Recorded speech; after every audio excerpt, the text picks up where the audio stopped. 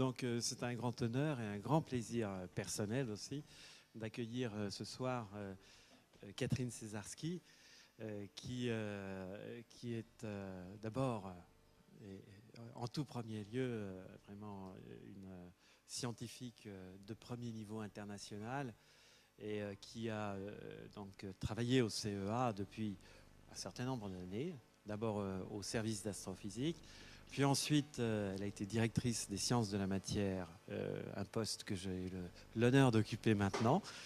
Avant d'être directrice générale de l'ESO, European Southern Observatory, qui est un poste extrêmement important avec des réalisations internationales, en particulier au Chili, de tout premier rang mondial.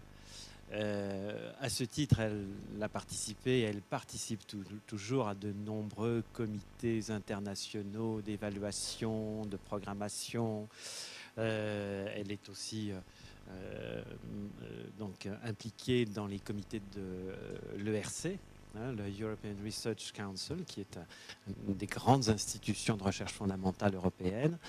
Et enfin, récemment, en 2009, elle a été nommée haut commissaire à l'énergie atomique. Et c'est un grand honneur pour nous qu'elle vienne faire cette présentation sur les lumières et poussières dans les galaxies à l'occasion de cette année de l'astronomie, et plus spécifiquement ce mois de novembre de l'astronomie à Saclay, qui est un mois un peu exceptionnel, puisque en plus de la conférence de Catherine, il va y avoir ce week-end une journée porte ouverte à l'Orme des Merisiers sur cette thématique qui sera elle aussi pas tout à fait passionnante et qui, je vous le dis, a mobilisé des scientifiques qui sont tout aussi passionnés à vous faire partager leur enthousiasme. Voilà, donc je ne vais pas en dire plus. Si je peux dire aussi qu'on est très honoré que tu sois aussi membre de l'Académie des sciences. C'est un des titres qui est, qui est tout à fait remarquable. Donc je crois que je ne vais pas en dire plus. Et on va repasser donc la parole à Fabienne d'abord et puis ensuite à Catherine. Monsieur Carestan, merci infiniment et merci donc aussi à cette année mondiale de l'astronomie qui aura été un très joli prétexte à 3 conférences d'exception. Alors juste un petit rappel, si vous étiez là mardi, vous savez tout maintenant sur Saturne et ses anneaux, puisque André Braic était aux commandes de ce beau voyage qu'il nous a proposé mardi. Si vous étiez là jeudi, vous savez comment travaillent les astrophysiciens. Et vous avez vu un très beau film qui s'appelle Des étoiles et des hommes. Si vous n'étiez pas là, vous avez droit à une séance de rattrapage sur Ciné Cinéma le 28 et le 29 novembre, je crois, ce film est diffusé. Comme le disait Monsieur Carestan, n'oubliez pas que le week-end prochain, à l'Orme des Merisiers, il y a donc le novembre astronomique avec le programme que vous pourrez prendre en sortant.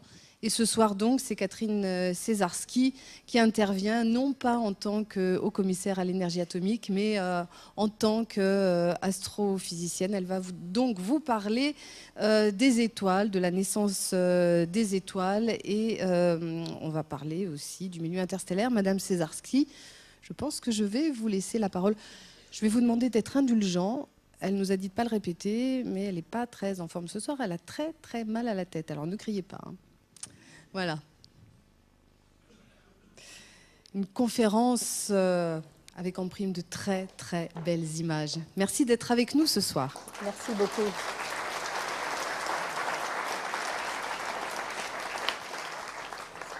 Oui, je vous remercie. Effectivement, de ce qui a été dit sur moi, il y a une raison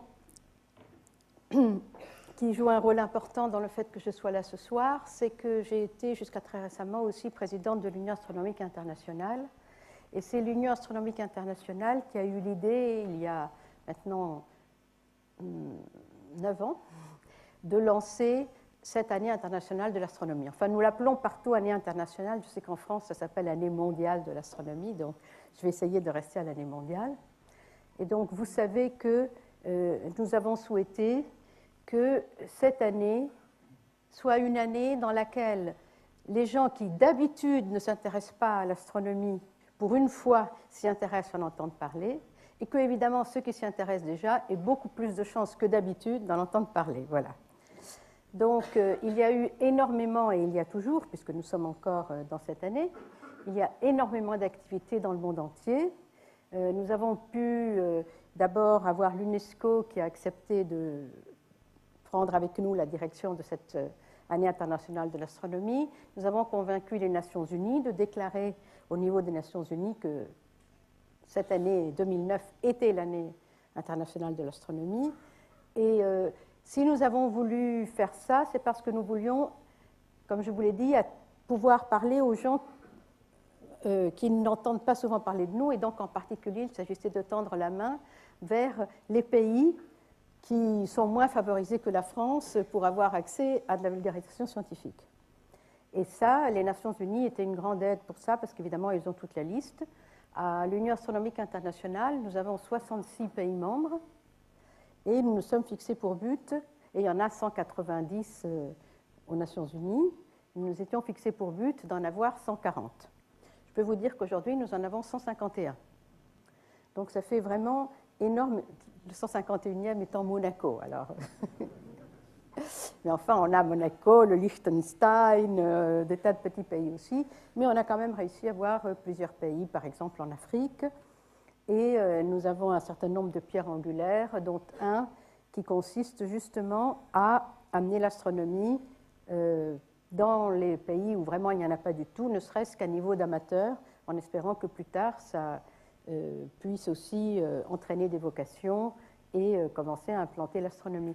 Et encore une fois, pourquoi l'astronomie ?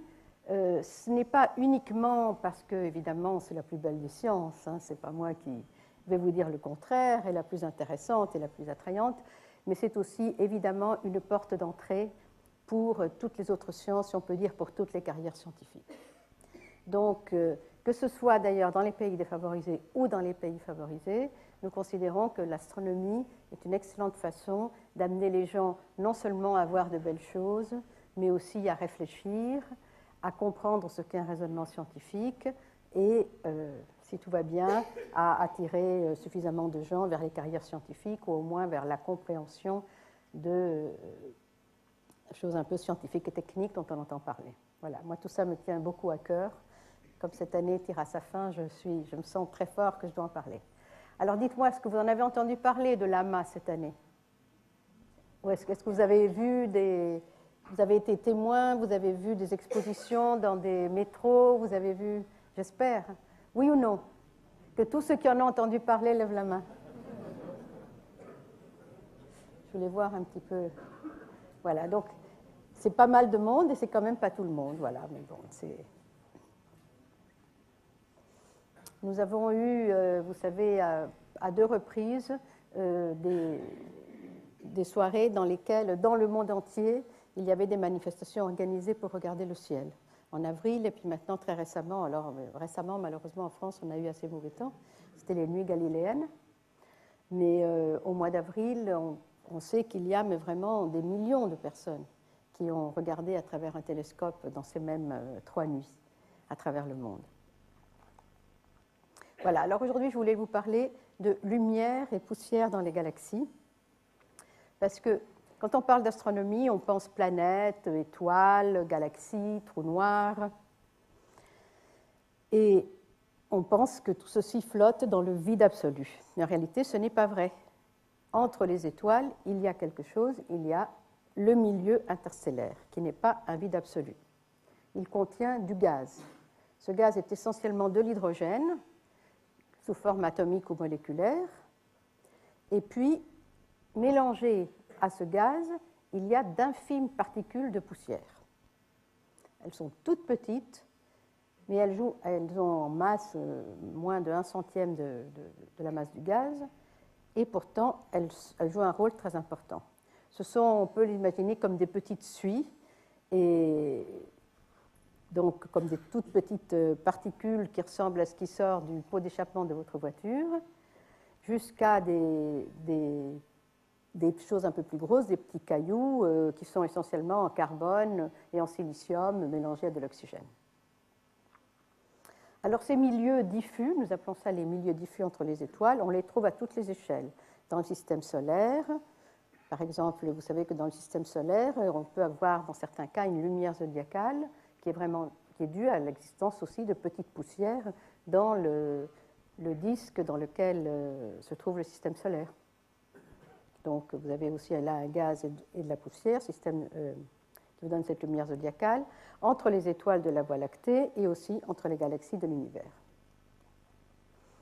Alors, celui qui a été identifié il y a longtemps, qui est le plus simple à observer, c'est le gaz ionisé, c'est-à-dire quand vous avez une étoile qui est très très chaude, qui émet un rayonnement dans l'ultraviolet.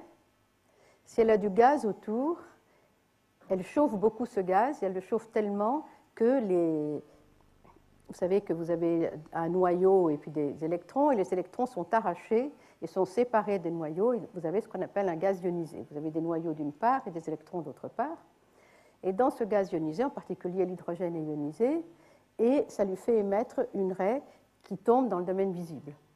Donc, dans le visible, vous avez peut-être déjà vu ça vous-même à travers un télescope, on voit des nébuleuses comme celle-ci, qui est une structure créée par une étoile qui est au centre du trou que vous voyez là, et qui rend incandescents les gaz qui sont autour.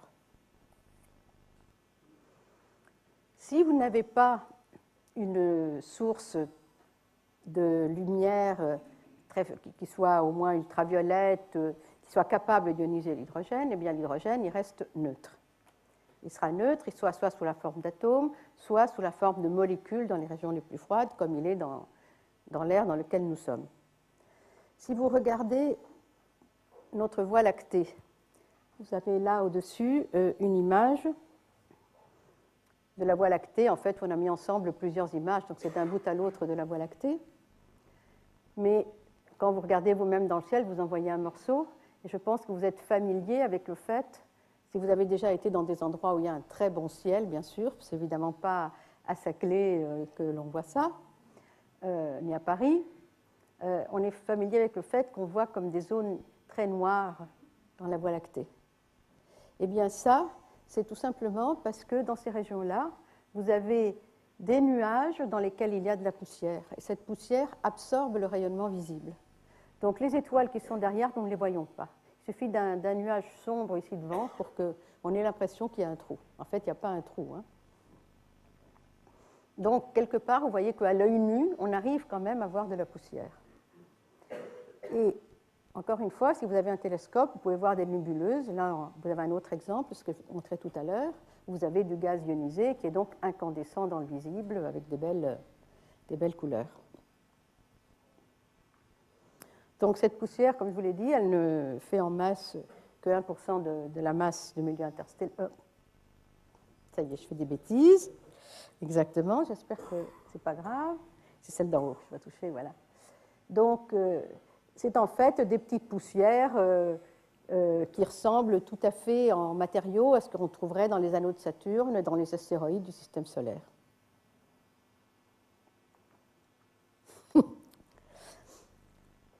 Alors, les étoiles ne se forment pas une par une. En général, elles se forment dans des amas, et pas tout à fait simultanément.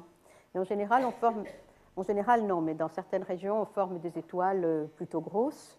Et c'est les étoiles grosses qui peuvent atteindre des températures suffisamment fortes pour ioniser le gaz. Mais parfois, on forme aussi en même temps des étoiles de masse plus faible et qui n'arrivent pas à ioniser le gaz. Donc vous avez tout un ensemble d'étoiles qui se forment. Donc en général, et les étoiles les plus grosses vivent pas très longtemps. Donc toutes les régions dans lesquelles on voit des étoiles très grosses et du gaz ionisé sont des régions de formation d'étoiles. Parce que vous avez les très grosses que vous voyez en ce moment, mais il y en a d'autres qui se forment également et qui vont probablement d'ailleurs, qui vont durer bien plus longtemps qu'elles. Donc toutes les régions, on voit comme ça, on dit c'est une région de formation d'étoiles. Alors vous avez des régions comme ici, où vous avez des étoiles et tout à coup on voit un trou au milieu des étoiles. Alors là encore, il s'agit d'un nuage tout petit, très ramassé et très très dense. Et on ne voit rien de ce qui est derrière. Mais on a réussi à pénétrer à l'intérieur de ce nuage dans l'infrarouge, et c'est ce que nous allons voir tout au long de cet exposé. Et on peut dire que ce nuage, en fait, est exactement comme le nuage probablement à partir duquel s'est formé le Soleil. Il est dans un équilibre tout à fait instable. Il y a les diverses parties du nuage qui s'attirent les unes les autres, et il suffira d'une pichenette, peut-être venue de l'extérieur, pour qu'il s'effondre. Il y a un effondrement gravitationnel, et il va se former à l'intérieur de ce nuage une étoile qui sera probablement tout à fait comparable au Soleil.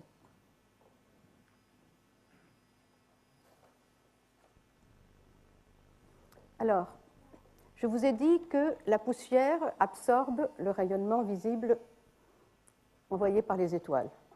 Mais bon, elle ne peut pas avaler, il faut que ça sorte quelque part. Or, cette poussière, elle n'est évidemment pas au centre d'une étoile, ni au bord d'une étoile, elle est à des températures, elle est plus éloignée et donc à des températures beaucoup plus basses. Vous savez qu'au centre des étoiles, vous avez par exemple 16 millions de degrés au centre du Soleil. À la surface du Soleil, vous avez 6000 degrés. Les gaz incandescents dont je parlais tout à l'heure ont à peu près 10 000 degrés. Mais les nuages interstellaires qui ne sont pas ionisés vont se trouver avec des températures qui se mesurent plutôt en degrés absolus. Vous savez, où 0 degré, en fait, correspond à 273 degrés absolus. Donc, c'est en dessous de ça, et les températures vont se trouver entre 30, 50, 100, 150 degrés absolus. Donc, c'est vraiment des régions beaucoup plus froides. Et les poussières vont réémettre toute cette énergie qu'elles ont reçue, mais sous la forme d'un rayonnement qui correspond à leur température. Alors, encore une fois, pour le Soleil, 6000 degrés, ça correspond à émettre de la lumière dans le visible. C'est d'ailleurs probablement pour ça que nos yeux voient. Des corps à des températures comme les nôtres, nous-mêmes, on émet dans l'infrarouge moyen. Et les poussières les plus froides émettent dans un infrarouge à des longueurs d'onde de plus en plus longues. Vous savez que les longueurs d'onde sont plus courtes pour le visible, puis deviennent plus longues lorsqu'on va vers l'infrarouge, et de plus en plus longues jusqu'à ce qu'on arrive aux ondes radio. Donc, vous allez, avec ces poussières interstellaires, émettre des rayonnements qui vont aller de l'infrarouge, puis au-delà des ondes un peu plus longues, submillimétriques et peut-être même millimétriques. Donc, si on veut un bilan complet de ce qui se passe dans les nuages, on a besoin de mesurer aussi l'infrarouge. Si on veut voir ce qui se passe à l'intérieur des nuages, on a besoin de mesurer l'infrarouge, puisque la lumière visible ne pénètre pas. Avec l'infrarouge, on peut plonger au cœur des nuages. Donc, dans les années 70, les astronomes ont réussi à avoir une technologie qui leur a permis d'observer dans l'infrarouge. Et c'était beaucoup plus facile de faire ça dans l'espace parce que, justement, au sol, comme nous émettons tous de l'infrarouge, les températures font que nous baignons dans un flux infrarouge. Même la nuit, ce serait comme observer en plein jour. Donc, même si on peut faire quand même des choses très utiles au sol, on a toujours voulu préférer aller dans l'espace. Et il y a eu un premier satellite, 1983, qui s'appelle IRAS, qui a volé et qui a fait un relevé complet du ciel, une carte complète du ciel dans l'infrarouge. Et on utilise encore ces observations aujourd'hui. Alors, pour arriver à ne pas être gêné par la luminosité propre envoyée par le satellite ou ses instruments, on est obligé de faire tout ça de très basse température. Donc ces satellites, ce qu'ils font, c'est qu'ils emportent énormément d'hélium liquide, et tout ça baigne dans des températures autour de 4 à 10 degrés absolus, de façon de ne pas être gêné par l'émission propre, de pouvoir vraiment regarder seulement le ciel. Donc en 95-98, il y a eu le premier véritable observatoire qui pouvait saisir une région du ciel, s'arrêter dessus et l'observer. Il s'appelait ISO. Et sur ISO, en fait, Saclay a joué un rôle très important avec le développement de la caméra qui était sur ISO. Et puis, on est arrivé à la génération suivante, de 2003 à 2009, le satellite Spitzer, qui est un satellite américain qui a fonctionné jusqu'à très récemment. Et au sol, on peut quand même faire des choses, en particulier pour les parties les plus longues, le submillimétrique et le millimétrique. Donc, si on revient sur les régions de formation stellaire, vous voyez ici à gauche un nuage sombre. Je ne sais pas si on a suffisamment, il faudrait qu'il y ait très peu de lumière dans la salle pour que vous voyez à quel point, ici vous voyez peu d'étoiles et là vous en voyez pratiquement plus. C'est donc, comme le petit nuage que je vous montrais tout à l'heure, tout simplement qu'il y a un nuage sombre devant nous. Quand, avec la caméra qui était sur ISO, nous avons pu pour la première fois plonger là-dedans, eh bien, dans l'infrarouge moyen, voilà ce qu'on a vu. On a vu qu'en fait, cette zone qui avait l'air si vide était absolument pleine d'étoiles, et tout ça, ce sont des petites étoiles qui sont en formation au centre du nuage et qui émettent dans l'infrarouge. Et donc, on a pu faire le census et commencer à comprendre comment se forment les étoiles dans ces régions-là. Alors, une autre région qui est près d'Orion, dont vous avez peut-être regardé ceci à travers un télescope. Il y a une nébuleuse très célèbre avec une forme de tête de cheval, que nous aimons beaucoup, les astronomes, et vous avez toujours des photos de cette nébuleuse. En fait, quand on regarde dans l'infrarouge, on s'aperçoit que c'est tout simplement un nuage assez ténu qui se trouve avoir cette forme-là, qui dans l'infrarouge apparaît à peine, et que, par contre, on peut pénétrer à l'intérieur et on voit que là aussi, dans cette région, il y a un petit peu d'étoiles qui sont en train de se former.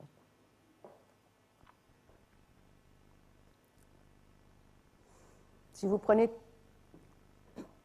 toute la constellation, disons une zone toujours dans Orion beaucoup plus grande, alors vous reconnaissez ici le célèbre baudrier d'Orion que vous avez sûrement vu dans le ciel, qui est visible et de l'hémisphère nord et de l'hémisphère sud.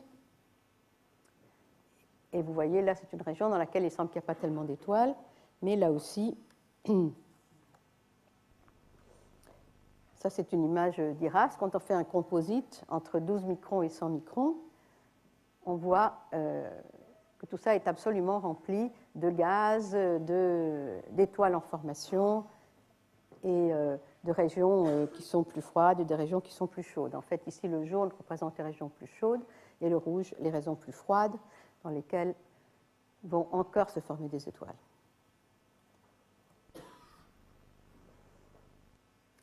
Alors, jusqu'à très récemment, on avait comme ça beaucoup de données grâce aux satellites dont je vous ai parlé, essentiellement jusqu'à des longueurs d'onde qui vont jusqu'à 100 microns.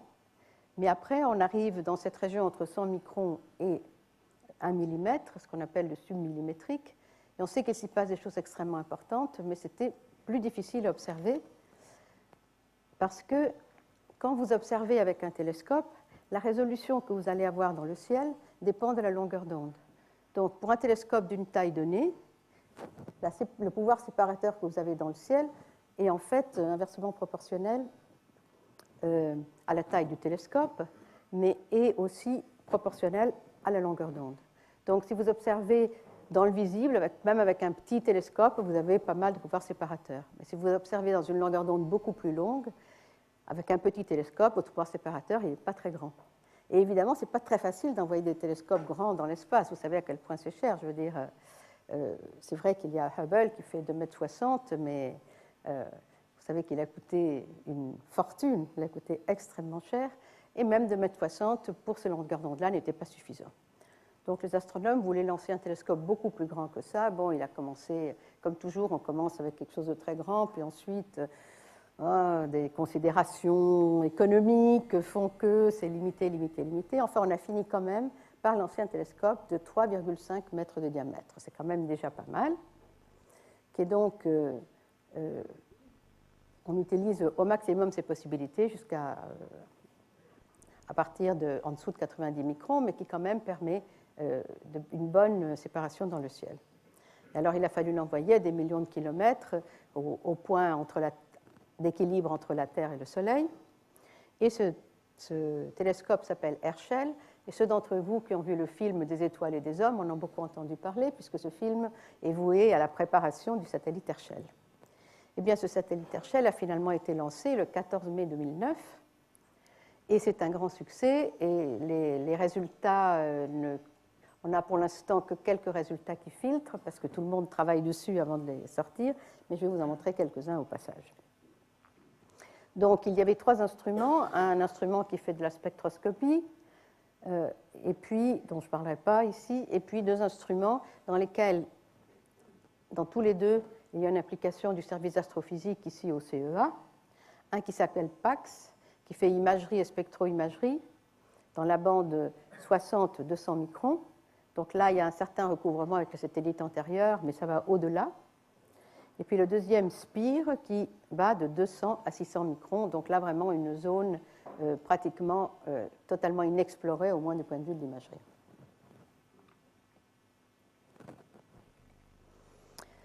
Donc là, je vous montre une région qui est à peu près à 60 degrés du centre de la galaxie. C'est simplement un morceau de ciel, on peut dire, quelconque, où on aurait pu croire qu'il n'y a rien. Mais quand on regarde avec PAX, eh bien, on voit qu'il y a énormément de filaments, de nuages, et on voit les formations d'étoiles. Vous voyez, les étoiles souvent se forment comme des perles sur un collier.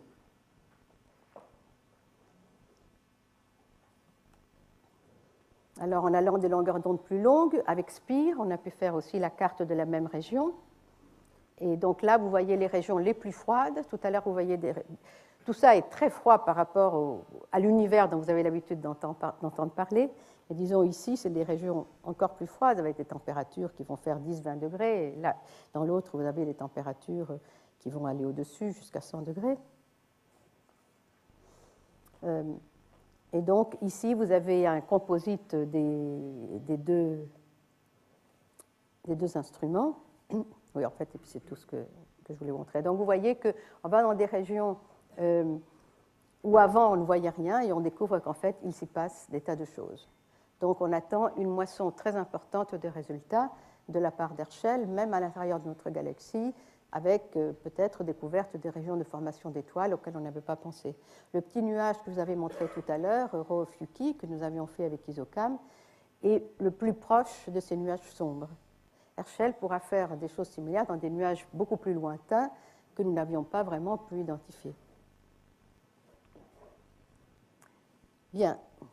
Alors maintenant, je voulais aller un peu sur la notion de ce qu'est notre galaxie. Notre galaxie, la Voie lactée. Je vous montre là une autre vision de la Voie lactée, telle qu'on la voit depuis l'observatoire du Paranal. Et là aussi, on a fait la somme de plusieurs images. Vous voyez que même à l'observatoire du Paranal, malheureusement, on voit les lumières d'Antofagasta au loin. Et pourtant, on a été se mettre le plus loin possible de tout ce qu'on pouvait. Donc, vous voyez à quel point c'est important de limiter la pollution luminique si on veut continuer à faire de l'astronomie.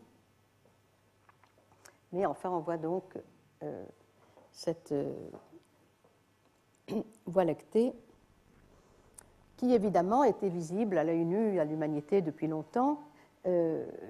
Dans les années 1780, William Herschel a été le premier à essayer de faire une cartographie de la Voie lactée en disant ça doit être composé d'étoiles, et je vais supposer qu'elle est composée d'étoiles qui ont toutes la même luminosité, et donc en comptant les luminosités que je vois, voilà la distribution que ça me donne.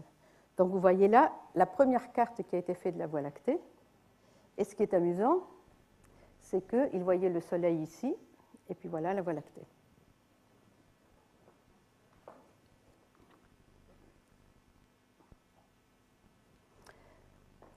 Alors, je vous avais montré la Voie lactée dans le visible. Peut-être que je devrais dire une chose de plus là-dessus, c'est-à-dire quand vous voyez la Voie lactée, là, toutes ces régions que vous voyez un peu laiteuses, c'est pour ça que ça s'appelle la Voie lactée, en fait, c'est composé d'étoiles.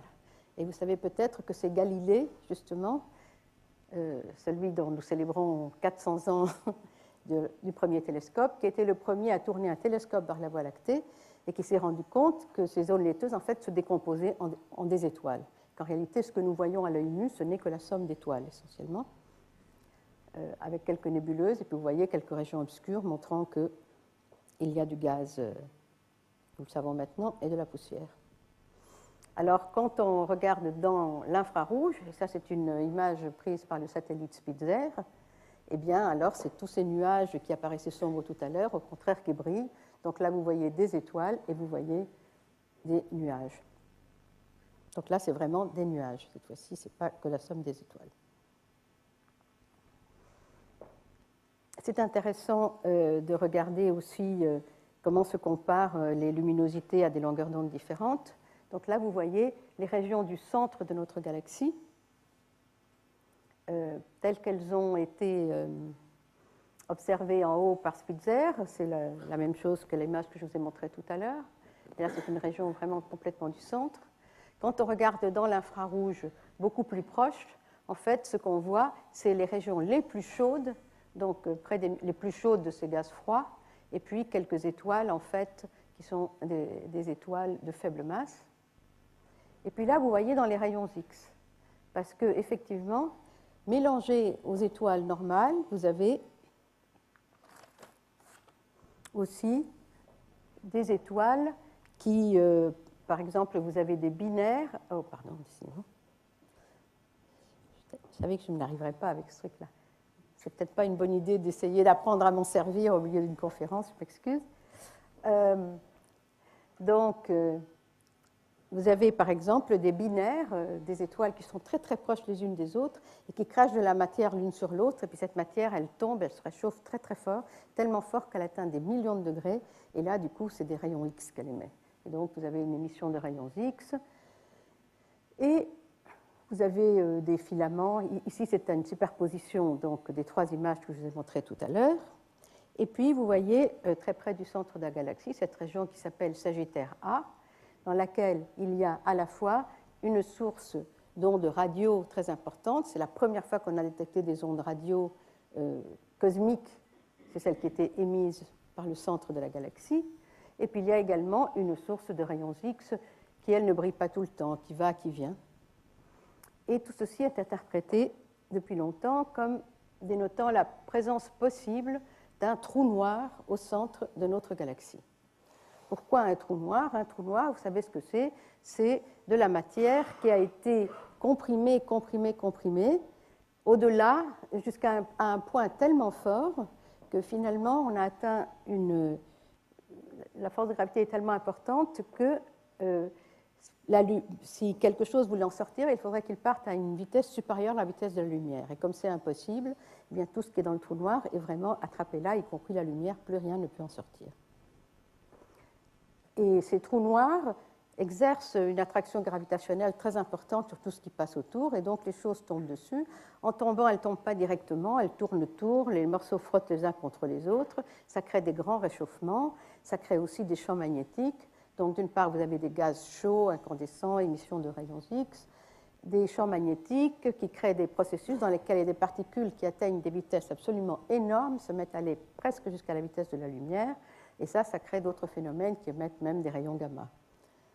Donc, ça, c'est des choses qui ont été répertoriées autour de grands trous noirs au centre d'autres galaxies, mais depuis longtemps, on se doute qu'il y a aussi des émissions radio qui sont associées à ce type de phénomène, et donc on se doutait qu'il y avait un trou noir au centre de notre galaxie, mais jusqu'à récemment, on n'avait pas vraiment pu le démontrer.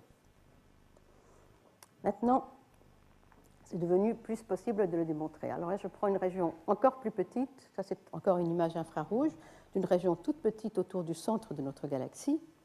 Et si je vous la montre, c'est parce que lorsque à l'ESO, il y a quelques années, l'ESO, c'est donc l'organisme que je dirigeais, qui a le fameux télescope qui s'appelle le VLT, avec des télescopes, 4 télescopes de 8 mètres. Alors, avec un télescope de 8 mètres, en principe, on a une très bonne résolution dans le ciel. Le problème, c'est que l'atmosphère trouble les images et nous empêche de vraiment voir les détails dans le ciel. Alors, les astronomes ont inventé une chose qui s'appelle optique adaptative, qui corrige les images de l'effet de la turbulence à l'aide de petits miroirs qui remuent très très vite et changent la forme, le front d'onde, disons, de la lumière qui arrive. Et lorsqu'on a installé le premier instrument d'optique adaptative au VLT, ça a permis à une équipe allemande de continuer un programme qu'ils faisaient déjà depuis quelque temps. Cette équipe se disait, on sait qu'il y a un objet massif au centre de notre galaxie, parce que quand on regarde les objets qui sont autour, on voit bien qu'ils tournent. Vous savez, de même que les planètes tournent autour de la Terre, vous avez un objet massif et les autres objets se mettent en orbite autour. Et la façon de déterminer la masse de l'objet qui est au centre, c'est justement d'étudier les orbites. Alors vous mélangez Kepler et Newton, et lorsque vous connaissez une orbite, vous pouvez connaître la masse qui est au centre. Donc, il s'agissait de trouver quelques étoiles le plus proche possible du centre de la galaxie et de les suivre pendant des années pour suivre leur trajectoire. Donc, ils avaient déjà commencé à faire ça, et puis, quand ils ont...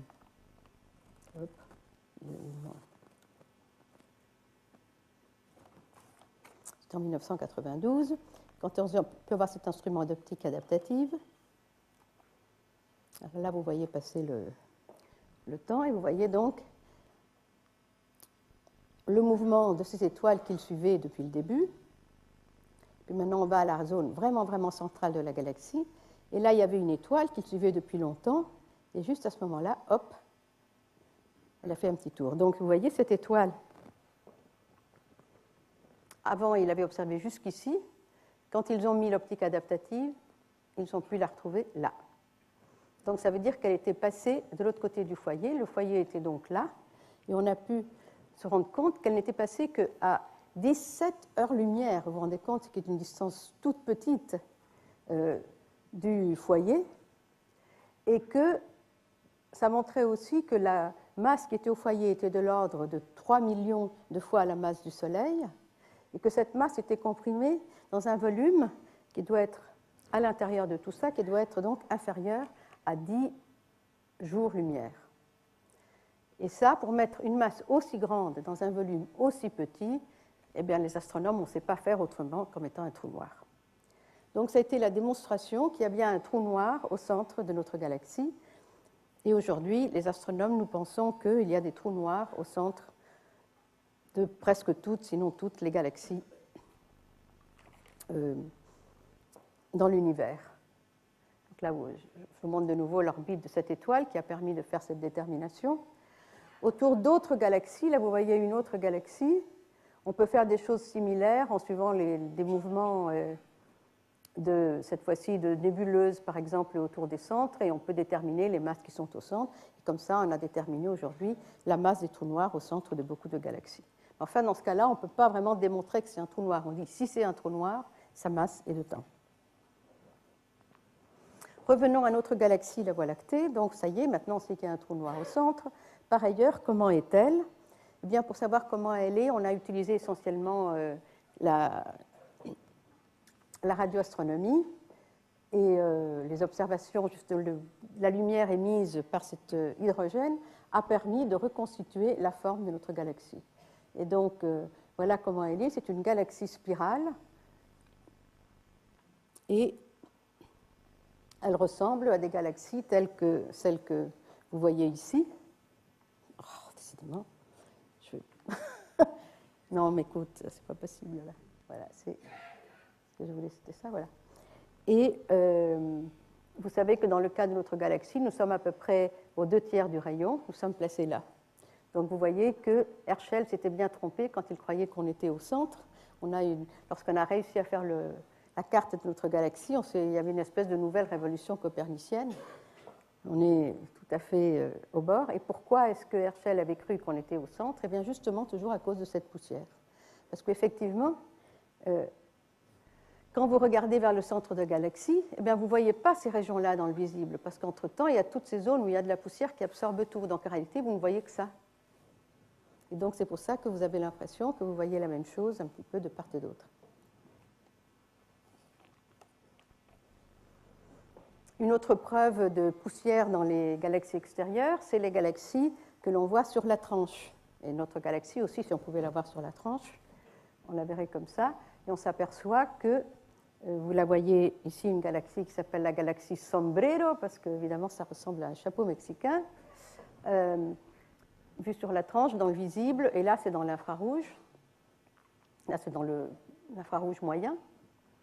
Et donc, vous voyez que les galaxies sont en une espèce de grand disque central et puis un bulbe. Et c'est dans ce disque que l'on va...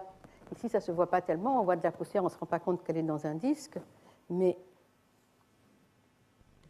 là, on voit que c'est un disque et que c'est dans ce disque, en fait, que se trouve pratiquement tout le gaz et toute la poussière.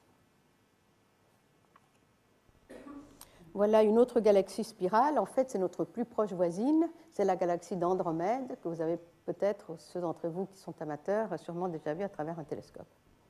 Vous savez que cette galaxie d'Andromède va finir un jour par entrer en collision avec la Voie lactée, que donc nous serons très intimement mêlés à elle. Simplement, ça arrivera dans tellement longtemps que ni nous ni nos successeurs ne seront là.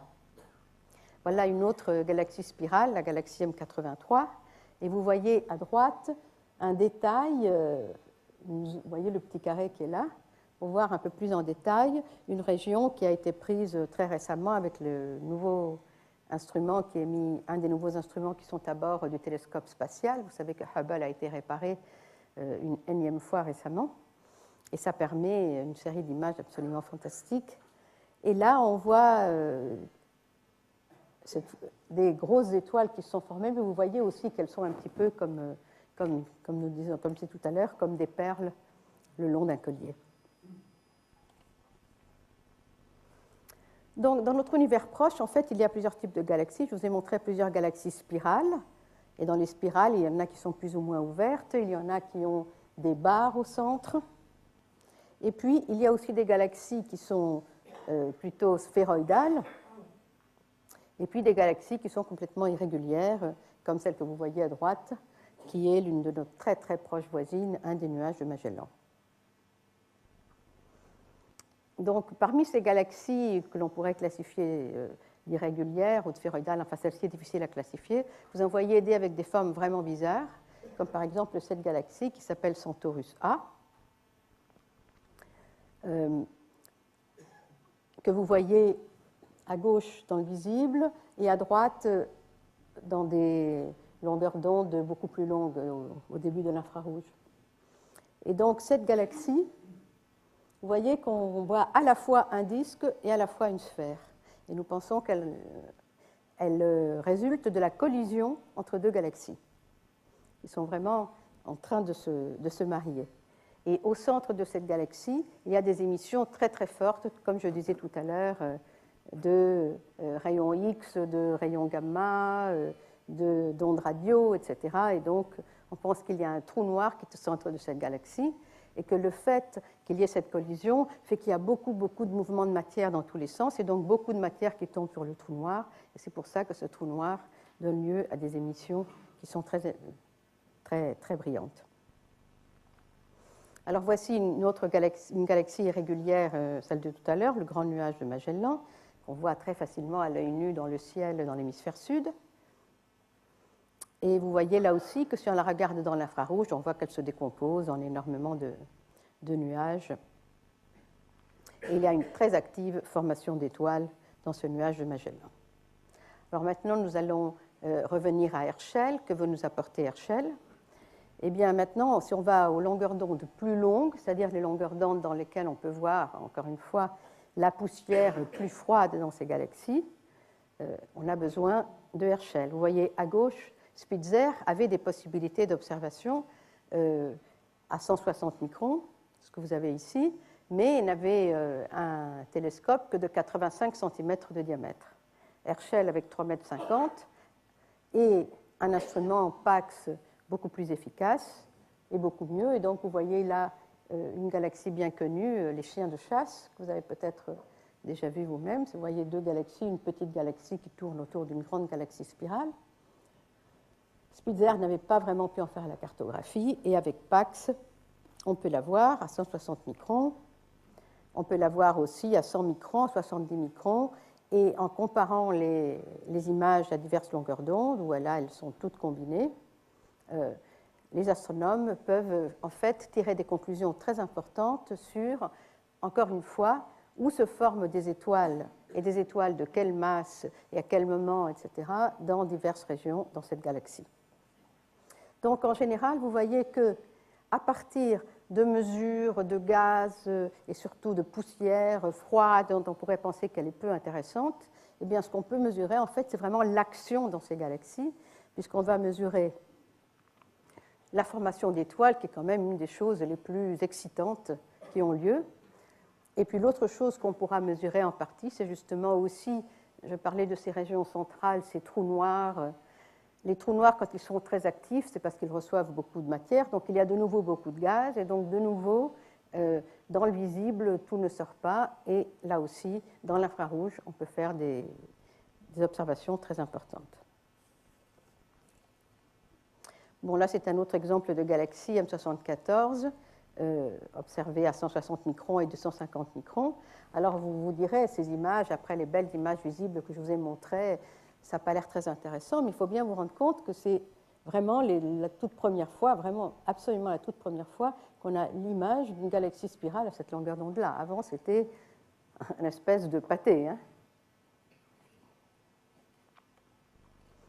Et voilà une autre galaxie vue à diverses longueurs d'onde. Et encore une fois, de la comparaison de tout ça, les astronomes pourront tirer des tas de conclusions. Alors, les galaxies, elles ne se traînent pas.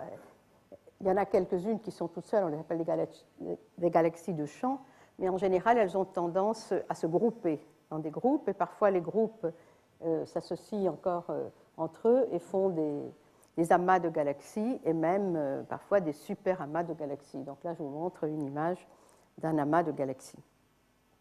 Il y a une structure dans l'univers. Et comment faisons-nous pour étudier la structure dans l'univers? Pour ça, le problème, c'est que quand on regarde le ciel, on n'a que 2 dimensions. On voit tout comme si c'était simplement sur un grand plan. Et en fait, on voudrait avoir une 3e dimension, qui est savoir à quelle distance sont les objets qu'on regarde. Et on pourrait avoir des indications, parce que vous savez que quand on regarde, en fait, on ne voit pas les objets comme ils sont maintenant. On voit les objets comme ils étaient au moment où ils ont émis leur lumière. Donc en fait, quand vous regardez la Lune, vous la voyez comme elle était il y a 1 seconde. Quand vous regardez le Soleil, vous le voyez comme il était il y a 8 minutes. Quand vous regardez l'étoile la plus proche, c'est 4,2 ans. Quand vous regardez Andromède ou des galaxies qui ne sont pas trop loin, ça se compte en milliers d'années ou dizaines de milliers d'années. Et puis, non, pardon, excusez-moi, quand vous regardez dans notre galaxie, ça se compte en milliers d'années. Quand vous regardez Andromède ou des galaxies comme ça se compte en millions d'années, quelques millions d'années. Mais en fait, vous savez que les astronomes ont réussi à mesurer l'âge de l'univers, et que l'univers a 13,7 milliards d'années. Donc, si nous pouvions voir jusqu'aux confins de l'univers, nous verrions des choses comme elles étaient il y a 13,7 milliards d'années. Alors, comme nous, on veut toujours tout savoir, eh bien oui, on veut voir à toutes les distances possibles imaginables. Et chaque fois, quand on voit près, on voit les choses aujourd'hui. Quand on voit à mi-chemin, on voit les choses comme elles étaient lorsque l'univers avait la moitié de son âge. Quand on voit très loin, on voit les choses comme elles étaient au début de l'univers. On a la chance, les astronomes, de pouvoir faire ça. C'est une espèce d'archéologie mais extrêmement fructueuse que nous pouvons faire. Et en particulier, il y a longtemps que nous savons regarder les étapes très très proches du début de l'univers grâce à la lumière fossile de l'explosion initiale du Big Bang qui se trouve partout dans le ciel. Et c'est l'image que vous voyez là en bas, et donc qui correspond à 13,6 milliards d'années. Donc là, nous voyons la structure de l'univers à 13,6 milliards d'années. Et en même temps que le satellite Herschel, il y a un autre satellite qui a été lancé qui s'appelle Planck, qui étudie justement cette structure avec beaucoup de détails. Et après, évidemment, les astronomes se demandent comment on est passé d'un univers qui au début était presque homogène, c'est-à-dire ceci est trompeur, parce qu'on a beaucoup exagéré les inhomogénéités. En fait, c'est homogène jusqu'à... Il faut descendre en dessous du millionième pour qu'il y ait des changements. Donc, si vous voulez, là, c'est les variations une fois qu'on est descendu en dessous du millionième. Et donc, l'univers a commencé presque complètement uniforme avec des petites variations, donc de l'ordre du millionième. Et c'est à partir de ça que tout l'univers est devenu ce qu'il est maintenant et que les étoiles, les galaxies se sont formées, que la vie est apparue et que nous sommes sur Terre. Et évidemment, les astronomes, nous voulons essayer de connaître toute cette histoire. Alors, pourquoi on arrive à avoir une idée de la distance des objets qu'on regarde, eh bien c'est grâce à l'expansion de l'univers. En 1929, Edwin Hubble avait observé des galaxies encore relativement proches, telles qu'on pouvait observer à ce moment-là, et il avait utilisé le fait qu'en mesurant la vitesse d'une galaxie, on peut en tirer... qu'en mesurant des raies spectrales d'une galaxie, on peut en tirer la vitesse à laquelle elle s'éloigne de nous grâce à un effet qui s'appelle l'effet Doppler, qui fait que la fréquence de la lumière que nous recevons d'un objet est différente de la fréquence émise. Et la différence de ces fréquences nous donne la vitesse de l'objet par rapport à nous. Donc grâce à ça, Edwin Hubble a pu découvrir que l'univers était en expansion et que donc les objets les plus lointains s'éloignent le plus rapidement. Donc quand on peut mesurer la vitesse d'un objet par rapport à nous, on peut aussi finalement en tirer une distance. C'est ça qui nous permet d'étudier l'univers à 3 dimensions. Ici, je vous montre un petit voyage que l'on ferait partant du Soleil. Pour l'instant, on est dans notre galaxie. On a vu passer Orion, on voit passer des nébuleuses à l'intérieur de notre galaxie. On se déplace dans la Voie lactée et on va aller, nous sommes dans un amas de galaxies qui s'appelle l'amas local.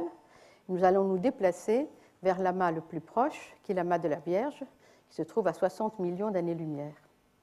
Alors là, on est toujours dans notre galaxie. Là, c'est la nébuleuse Rosetta. On continue à voyager. On s'éloigne. On s'éloigne. Et là, vous voyez, on est vraiment...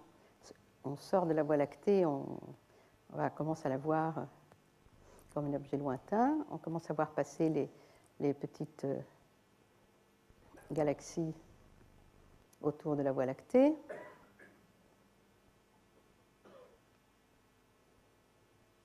On s'en sort complètement.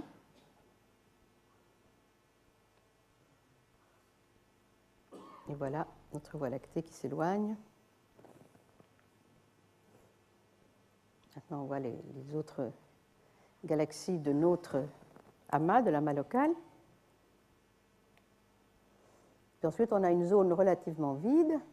Bon, là, on est encore dans l'amas local.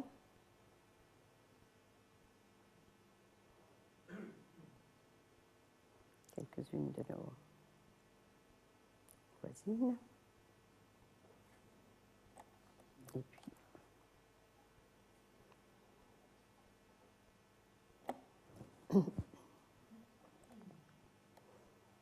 Et puis, donc, entre des amas de galaxies, il y a des zones beaucoup plus vides, donc vous voyez de moins en moins denses, mais on voit au loin, voilà l'amas de la Vierge, énormément de galaxies, c'est un amas très riche, beaucoup plus riche que le nôtre, et au centre de cet amas, il y a une galaxie qui a un trou noir très important en son centre, qui est une forte émettrice de ces rayonnements de haute énergie dont je vais parler tout à l'heure, qui s'appelle M87, et c'est là qu'on va aboutir.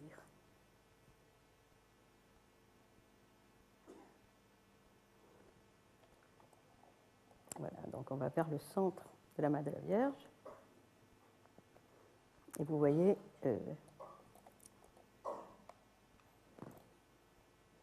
tout ça se fait. Voilà, on arrive vers le centre. OK. Donc ça, c'était pour avoir un petit voyage dans une zone, les 2 noyaux, et on voit 2 espèces de grandes antennes de gaz et d'étoiles qui se sont formées. Alors, lorsque nous avions... quand on regarde cette zone centrale dans le visible, ce qui est fait ici par exemple par le télescope Hubble, on voit qu'il y a des grandes zones très noires. On voit les 2 noyaux des 2 galaxies qui vont rentrer en coalescence. Mais ici, c'est tout noir. Quand on regarde dans le visible, et ça a été fait d'abord par ISO, et puis ici, vous le voyez par Irak, eh bien, on voit... Bon, je vais peut-être marquer, non, revenir dessus. Non, décidément, c'est pas ça que je fais. On voit que la zone... Pardon, je vais revenir à la... Ah, décidément, ce que je voulais, c'était mettre fin au diaporama et revenir.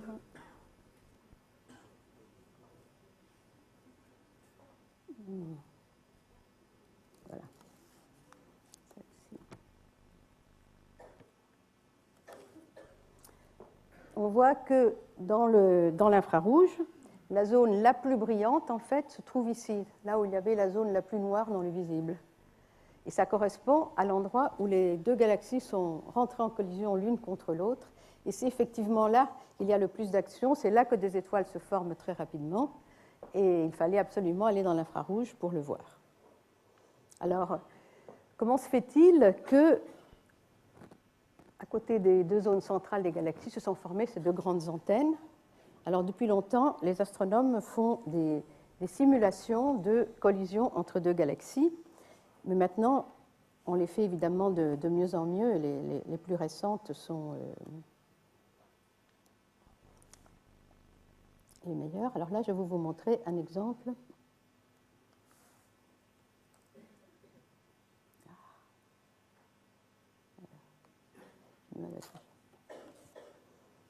Deux rencontres entre deux galaxies spirales. Et donc, vous voyez que vous avez des effets de marée qui font que... Je vais la montrer de nouveau. Qui font qu'en même temps que vous avez des parties qui se rapprochent, il y a des effets de marée qui renvoient des parties à l'extérieur. Et donc, à la fin, vous avez la coalescence des deux noyaux et des bras qui se forment. Je vais vous montrer un autre exemple. Alors ici, ce qui est représenté, c'est en fait le gaz. Donc vous avez une galaxie, c'est la partie gazeuse de la galaxie qui est représentée ici, qui se promène tranquillement dans l'espace, et puis tout à coup, il y en a une autre qui fait éruption dans la même région. Et alors pareil, elles se mettent à échanger du gaz, et vous voyez que ça a un effet, d'une part, vous avez une partie du gaz qui du coup a tendance à aller vers l'extérieur, à former ses antennes, mais en fait dans les régions centrales, cette déstabilisation fait que le gaz se met à tomber vers le centre. Et donc, lorsque finalement les deux régions centrales entrent en coalescence, il va y avoir peut-être deux trous noirs, comme je disais tout à l'heure. Les deux trous noirs vont aussi entrer en coalescence. Ce n'était pas évident, mais enfin maintenant on a trouvé des raisons pour expliquer pourquoi. Et vous aurez tout ce gaz que vous avez déstabilisé qui tombe dedans, et ça fait que pendant quelque temps, votre trou noir il est aussi très actif, et vous avez une source active de rayonnement de haute énergie dans le centre. Donc toujours cette association entre collision de galaxies et il faut nourrir le trou noir et le rendre très actif. Pardon, je fais la suivante. Voilà. Alors, en fait, les galaxies infrarouges, elles avaient été découvertes par IRAS, le premier de ces satellites, en 1983. Et si je reviens là-dessus, c'est pour vous dire, là, je vous ai montré des galaxies dont je vous disais qu'elles étaient normales. Mais IRAS a découvert qu'il y avait aussi, et de façon complètement inattendue, des galaxies qui étaient extrêmement brillantes dans l'infrarouge. C'est-à-dire que, alors que pour la Voie lactée, la luminosité totale dans le visible est comparable à la luminosité totale dans l'infrarouge, IRAS a trouvé des galaxies qui émettaient 10 fois, 100 fois, 1000 fois plus de lumière dans l'infrarouge que dans le visible. Donc on a, de façon très peu originale, appelé ces galaxies des galaxies lumineuses dans l'infrarouge et puis des galaxies ultra-lumineuses dans l'infrarouge. Mais on trouvait que c'était des objets rares. IRAS, encore une fois, n'était pas très sensible, et donc nous voyions que celles qui étaient à peu près proches. Et donc, IRAS a dit, bon, ce sont des objets rares, mais intrinsèquement, chacun d'entre eux est aussi brillant, par exemple, que les quasars, donc ces objets dans lesquels vous avez un trou noir très massif et très brillant. Donc, on n'avait jamais pensé jusque-là qu'il pouvait y avoir quelque chose de plus brillant que les quasars dans l'univers. Mais en fait, il n'était responsable que de 6% de l'émission infrarouge de l'univers local, de 2% de toute la lumière émise dans l'univers local. Et puis, quand on allait regarder de près ces objets, on voyait qu'ils étaient souvent associés à des fusions de galaxies, comme les exemples que je viens de vous montrer.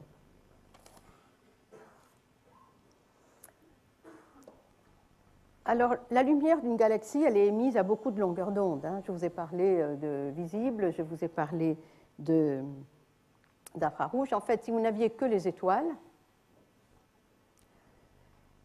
je vous représente ici l'intensité de la lumière à diverses longueurs d'onde. Donc là, vous avez le visible, et puis là, vous allez aller là, vous avez l'ultraviolet, et là, vous allez aller vers l'infrarouge, et puis le submillimétrique, toutes les longueurs d'onde dont je suis en train de parler. Donc, s'il n'y avait que les étoiles, c'est comme ça que la lumière serait distribuée, avec un fort pic dans l'ultraviolet, parce que les étoiles les plus massives sont les plus brillantes de loin, et du coup, elles dominent et elles émettent surtout dans l'ultraviolet. Maintenant, si vous mettez de la poussière absorbe une grande partie de cette lumière, et elle la pousse vers des plus grandes longueurs d'onde. Ce qui fait que quand vous observez une galaxie qui a beaucoup de poussière, eh bien, au lieu d'avoir un spectre comme ça, elle a son spectre comme ça, et donc vous voyez, il reste encore un peu de lumière dans le visible, mais une grande partie de la lumière est déportée vers l'infrarouge. Et donc ces galaxies lumineuses dans l'infrarouge et ultralumineuses dans l'infrarouge, c'est bien simplement des galaxies dans lesquelles, à la fois, vous avez déjà beaucoup de formation d'étoiles pour qu'il y ait beaucoup de luminosité, et puis en plus, cette luminosité, elle apparaît dans l'infrarouge, avec un pic, vous voyez, autour de 150 microns.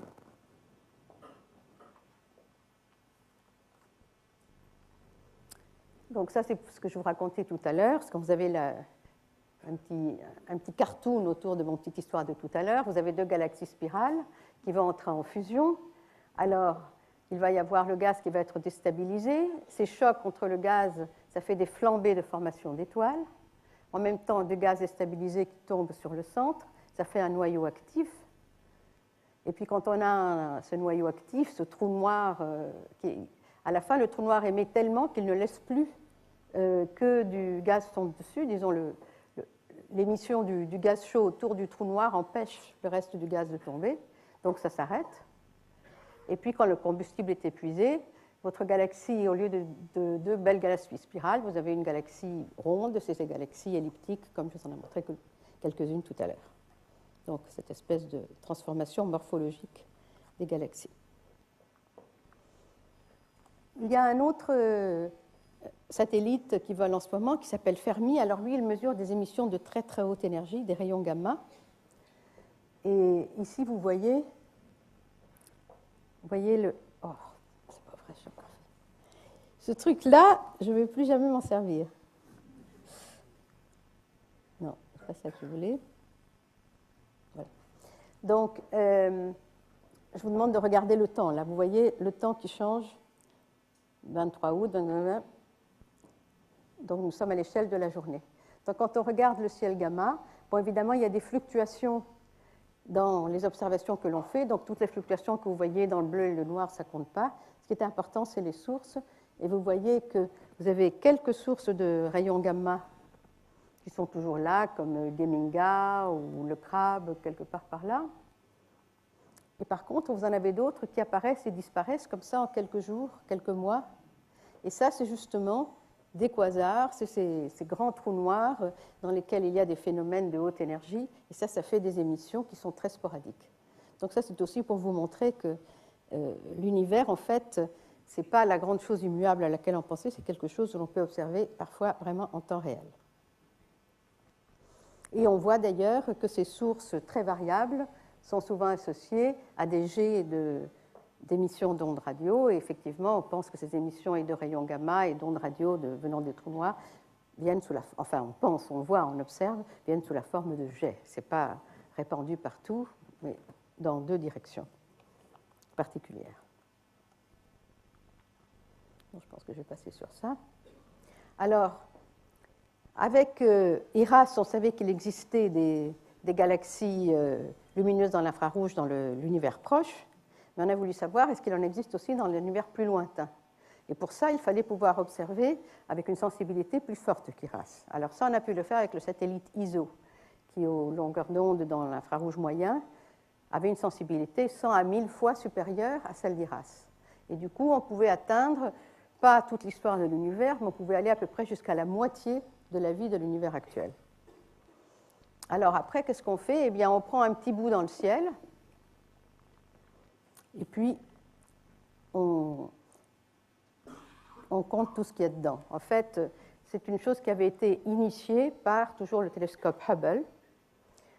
Hubble, le directeur de Hubble, avait décidé, on va prendre un petit bout de ciel et on va pointer le télescope Hubble, l'instrument le plus sensible du monde dans le visible, dessus, un endroit où jusqu'ici on ne voyait rien, et on va voir en intégrant, qu'est-ce qu'on finit par voir, par faire sortir. Alors là, je vous représente la Lune. Et vous voyez le petit cercle rouge, ça c'est la surface du Hubble Deep Field. Donc c'était une zone toute petite dans le ciel. Et voilà la carte que ça a donnée. Donc vous voyez, on a découvert des milliers de galaxies dans cette petite région du ciel, le Hubble Deep Field. Alors ces galaxies ont intéressé énormément les astronomes. Elles ont été étudiées à toutes les longueurs d'onde. Parce que vous savez, à toutes les longueurs d'onde, il se passe des choses intéressantes. Donc on a regardé ce qui se passait aux ondes radio, ce qui se passait dans le visible, dans le infrarouge, etc. Et ça a permis aussi de voir que beaucoup de ces galaxies étaient proches, mais quelques-unes étaient lointaines, et quelques-unes étaient même très lointaines. Donc après, quand on... Non, je vais peut-être en rester à l'antérieur encore une fois. Donc après, lorsqu'on a eu accès au satellite ISO, il a été possible d'aller regarder aussi le Hubble Deep Field. Et là, on a trouvé que de toutes ces galaxies qui étaient là, il y en avait un petit nombre qui était aussi visible pour ISOCAM. Et en fait, ce n'était pas essentiellement que les galaxies les plus proches. On voyait que lorsqu'on s'éloignait, même qu'on allait jusqu'à à peu près la moitié de l'âge de l'univers, et bien on en voyait finalement de plus en plus.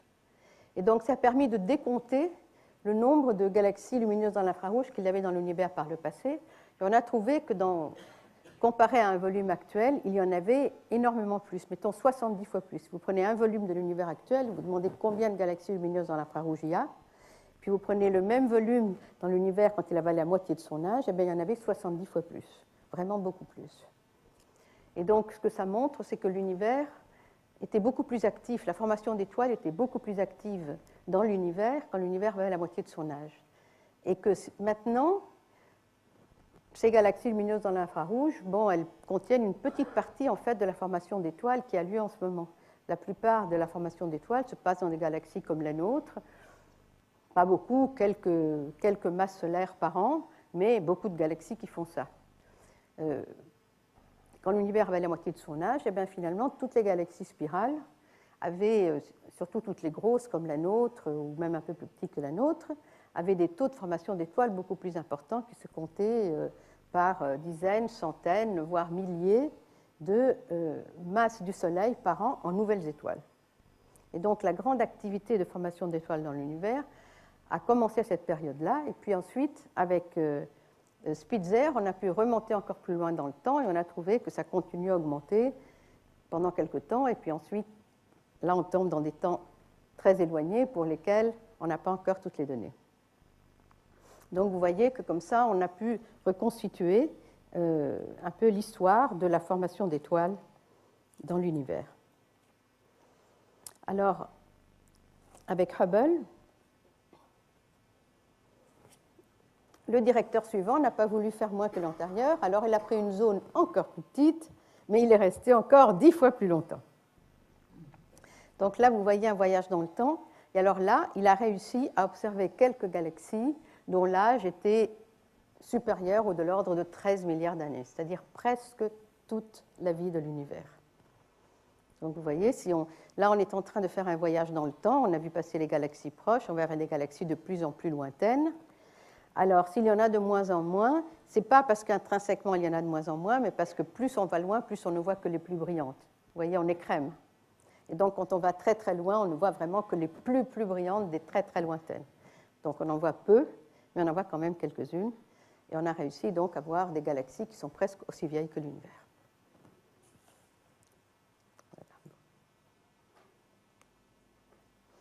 Bon, alors évidemment, après Hubble, on a voulu faire des choses similaires sur des champs plus grands. Là, vous voyez par exemple les champs Goods, qui tous ensemble couvraient on a fait plusieurs champs dans le ciel dont on a fait la somme, et tous ensemble, ça faisait une surface équivalente à celle de la Lune. Et voilà, par exemple, les galaxies infrarouges détectées dans le champ de Goods par Spitzer. Et vous voyez qu'il y en a beaucoup. Le petit carreau, là, représente le champ de Hubble, le champ du Hubble Deep Field, que je vous ai montré tout à l'heure. Donc, vous voyez que là, et ça, c'est un des champs de Goods, et il y en a 4. Donc, vous voyez qu'on commence à avoir vraiment des statistiques. Et on a pu donc démontrer, comme je viens de vous le dire, que la formation d'étoiles était beaucoup plus active par le passé.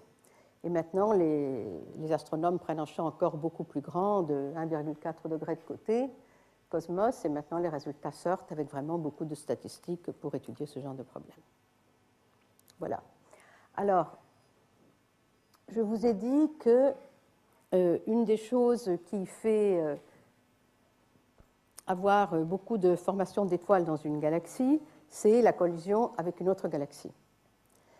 Mais si ça avait été le cas, on aurait dû trouver que ces galaxies plus lointaines que l'on voyait ultralumineuses dans l'infrarouge étaient aussi des galaxies qui venaient d'avoir une collision. C'est ce qu'on a vu sur les proches. Et bien sur les lointaines, on n'a pas vu ça. On a vu qu'il y avait beaucoup de galaxies très brillantes, faisant beaucoup d'étoiles, mais qui n'étaient pas complètement déformées par une collision avec une autre galaxie. Donc il doit y avoir un autre phénomène. Et en fait, depuis très récemment, on s'est dit que vous avez vu qu'il y a des espaces très vastes entre les galaxies. Vous avez vu le grand voyage qu'il nous a fallu faire pour aller jusqu'à l'amas de la Vierge, l'amas suivant. Et toutes ces régions, de nouveau, ne sont pas vides. Là aussi, il y a des gaz, même s'ils sont encore moins denses, mais évidemment sur des volumes énormes. Et ils sont aussi encore plus froids, encore plus éloignés de choses qui puissent les refroidir. Eh bien, ces gaz-là aussi vont sentir une attraction gravitationnelle, vont être déstabilisés et peuvent tomber vers les galaxies et former ce qu'on appelle des courants froids. Et là, vous avez un exemple, une représentation, hein, ça, ce n'est pas une observation, ça, c'est le résultat de calculs pour montrer que vous pouvez avoir une galaxie qui est au centre, qui est devenue suffisamment massive pour déstabiliser les gaz autour et eux, à leur tour, déstabiliser des gaz encore plus loin, et finalement, il se forment des courants froids de gaz venant de très loin et qui se mettent à tomber sur la galaxie. Et l'arrivée de ce nouveau gaz entraîne de la formation d'étoiles. Donc, vous avez un autre phénomène qui joue un rôle important dans la formation d'étoiles dans les galaxies, et encore plus par le passé que maintenant. Alors, vous avez peut-être entendu parler du fait que notre univers, je vous montre toutes ces galaxies, tout ça, je vous montre le gaz interstellaire. Tout ça est fait d'atomes, de matière, comme la matière dont nous sommes nous-mêmes composés. Mais vous savez que cette matière ne fait que 4% du contenu matière et d'énergie de l'univers, que 23% c'est une matière que nous appelons matière noire, qui est une matière qui exerce aussi la gravité, comme notre matière à nous, mais dont nous ne savons pas vraiment de quoi elle est faite, et que 73% est fait de quelque chose dont nous ignorons complètement ce que c'est et que nous appelons l'énergie noire, dont l'effet est de faire que les galaxies s'éloignent les unes des autres, en fait, de plus en plus rapidement dans les périodes actuelles de l'univers. Donc, si l'on veut essayer de comprendre comment l'univers est passé, comme je vous ai dit tout à l'heure, depuis comme il était juste après le Big Bang, ces images que je vous ai montrées là, jusqu'à l'univers que nous avons maintenant, il faut commencer avec un univers dans lequel on va mettre de la matière comme la nôtre, 4%, de la matière noire, dont nous savons qu'elle exerce aussi de la gravité, mais nous supposons que par contre elle interagit de façon différente que notre matière, 23%, et puis en plus cette force qui est comme une espèce d'antigravité qui pousse plutôt la matière à s'éloigner, les différentes parties de la matière s'éloigner les unes des autres, pour 73%. Et avec ça, les gens font des modèles et ils trouvent que, à partir de cet univers initial dans lequel je vous ai dit, il n'y avait que des faibles petits changements de densité, il fallait descendre en dessous du millionième pour voir quelque chose qui n'était pas homogène. On arrive, après 1 milliard d'années, à un univers dans lequel la matière est distribuée dans des filaments. Et ce qui est représenté ici, c'est la matière noire. Comme la matière noire est dominante, ça, ce n'est pas des observations, hein, c'est des des calculs, c'est le résultat de simulations. Et donc, on trouve que à partir de ceci, on ne fait pas un espèce d'univers qui serait homogène, comme on dirait, comme les cerises dans un gâteau ou les raisins secs dans un pudding, mais une espèce de, encore une fois, de vaste macramé. C'est pas ça que je veux, moi. Là, de macramé cosmique. Et l'inhomogénéité ne fait qu'augmenter, donc à 1 milliard d'années, c'est comme ça. À 3 milliards d'années, vous voyez, c'est comme ça. Et les régions dans lesquelles il y avait déjà un peu de densité se remplissent de plus en plus et deviennent de plus en plus denses et vont devenir les amas de galaxies. Et c'est là que vont se réunir de nombreuses galaxies. Et puis maintenant, donc, quelque chose qui ressemble à ça. Donc, nous vivons dans un univers qui est une espèce d'énorme toile d'araignée. Là, on va faire un voyage virtuel dans cet univers actuel, c'est une simulation Millennium, et nous allons aller vers un amas de galaxies.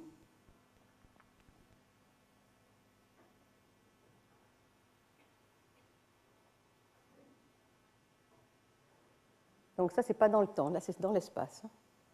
Donc si vous pouviez voyager dans l'espace, vous verriez passer quelques galaxies qui se baladent dans les espaces, mais sinon, presque tout est rassemblé dans des vastes filaments. Et dans les nœuds des filaments, c'est là que vous aurez les zones les plus denses, avec des nombreuses galaxies et donc des amas de galaxies. Et tout ceci résulte en fait de cette structure initiale, de cette petite fluctuation initiale de l'univers il y a 13,6 milliards d'années. Donc là, on va arriver. Donc vous voyez, tout à l'heure, on était parti depuis une autre galaxie pour aller dans un amas, et là, on est parti tout simplement à travers le vaste univers vers un amas de galaxies certainement beaucoup plus éloigné. Voilà. Je ne sais plus combien ça dure encore. Et voilà. On y arrive.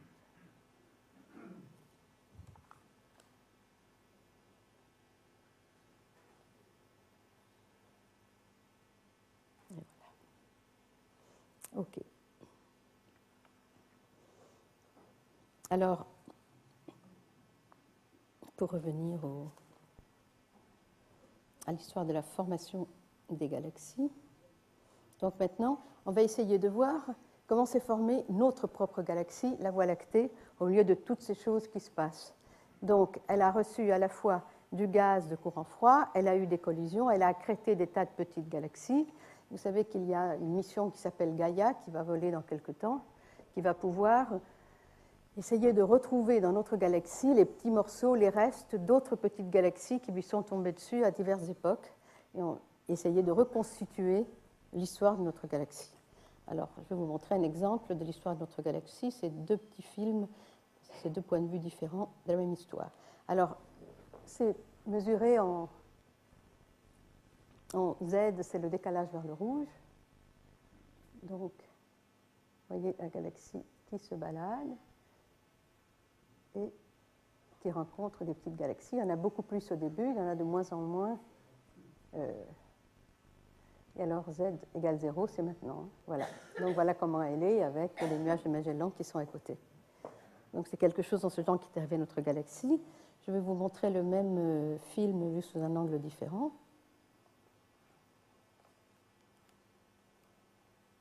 Donc là, c'est tout à fait au début de l'univers.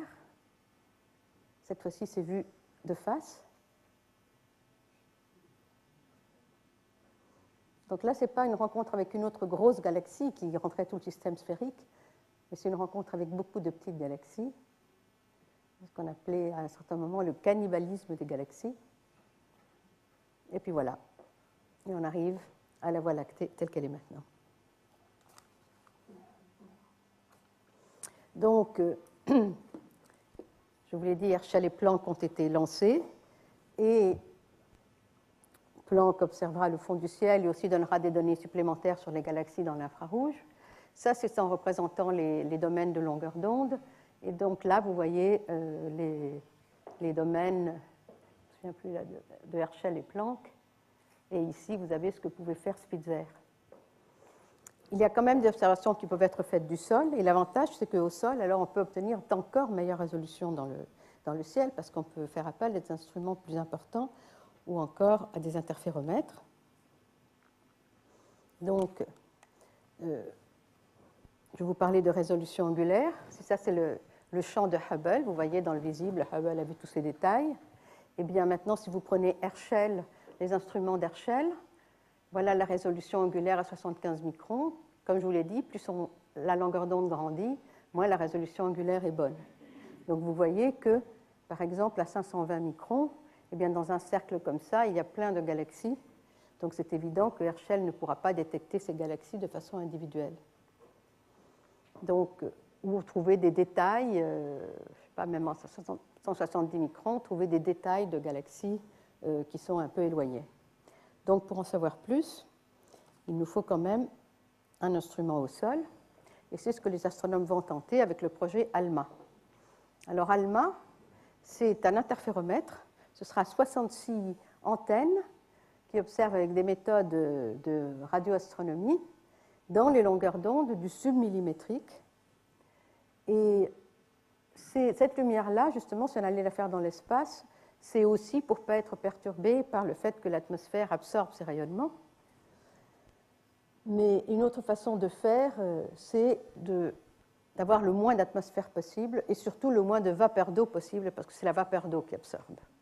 Donc on est allé chercher, et on a trouvé ça au Chili, dans le désert de l'Atacama, un plateau avec une altitude de 5000 mètres dans une région extrêmement, extrêmement sèche. Et donc là, ça devient possible de faire des observations à ces longueurs d'onde-là. Alors ce ne sera pas tout le temps, ce sera que les meilleurs moments, quand il y a le moins d'humidité, etc. Mais par contre, là, sur un plateau, on peut mettre 66 antennes, donc vous voyez que la surface qui peut attraper la lumière est énormément plus grande que les antennes font chacune 12 mètres, comparé aux 3,50 mètres de l'antenne d'Herschel. Et en plus, la résolution que l'on obtient dans le ciel avec interféromètre, elle est celle que l'on obtiendrait avec un télescope dont la taille serait la séparation entre les antennes les plus éloignées. Et c'est pour ça qu'on a pris un plateau dans lequel on peut séparer les antennes jusqu'à à peu près 13 km. Donc vous vous rendez compte qu'on aura une résolution formidable dans le ciel. Et donc, ces objets qui sont certains des objets découverts par Herschel et puis d'autres découverts directement par ALMA, on pourra aller en étudier les détails avec ALMA. Donc c'est un projet mondial qui est en construction et qui devrait commencer à fonctionner autour de 2012. Alors, une chose, c'est la dernière chose que je vais vous raconter là, une chose amusante, c'est que ces galaxies, je vous avais montré, ces galaxies lumineuses dans l'infrarouge, qu'elles ont un spectre avec un grand maximum qui, pour les galaxies proches, tombe autour de 100 microns, 150 microns. Ces longueurs d'onde où, justement, ces maximums-là, on attendait Herschel pour pouvoir commencer à les mesurer. Jusque-là, on les devinait un peu pour les autres galaxies. Quand les galaxies s'éloignent, elles s'éloignent aussi de nous à grande vitesse et du coup, la fréquence de leur lumière est changée et elle va vers des longueurs d'onde plus longues. Donc, si vous voulez, la même galaxie, si elle était plus loin, on la verrait comme ça. Si elle était très, très, très loin, tout à fait au début de l'univers, eh bien, on la verrait là. Mais ce qui est étonnant, c'est que vous voyez que toutes ces courbes se croisent. C'est-à-dire qu'à des longueurs d'onde qui sont ici, on voit avec la même luminosité une galaxie qui est proche et une galaxie qui est tout à fait à l'autre bout de l'univers. Alors après ça, il faudra aussi évidemment pouvoir mesurer sa distance. Mais ça veut dire qu'il devient tout à fait faisable de détecter des galaxies de tous âges, et donc, enfin de toute distance et donc de tous âges, et de voir comment ce type de galaxies très lumineuses dans l'infrarouge ont changé dans la vie de l'univers. Donc c'est au point que, si je vous montre encore une fois le Hubble Deep Field, je sépare entre les galaxies dont l'âge correspond aux premiers 2 tiers de la vie de l'univers et celles dont l'âge correspond au premier tiers de la vie de l'univers, eh bien, vous voyez que dans le Hubble Deep Field, presque tout était dans les derniers 2 tiers. Il y en avait un petit peu dans le premier tiers. Si maintenant, plus tard, quand nous pourrons faire ça avec ALMA, eh bien, nous trouverons que là, c'est l'inverse. C'est-à-dire, dans les galaxies proches, on en verra peu, puis dans les galaxies lointaines, on en verra des tonnes. Parce qu'évidemment, plus on va loin, et plus on voit un grand volume, et donc plus on voit de galaxies. Et donc, vous voyez que ce sera l'outil pour aller chercher des galaxies très lointaines et faire toute l'archéologie des galaxies. Je crois que je m'arrête là. Fin. Voilà.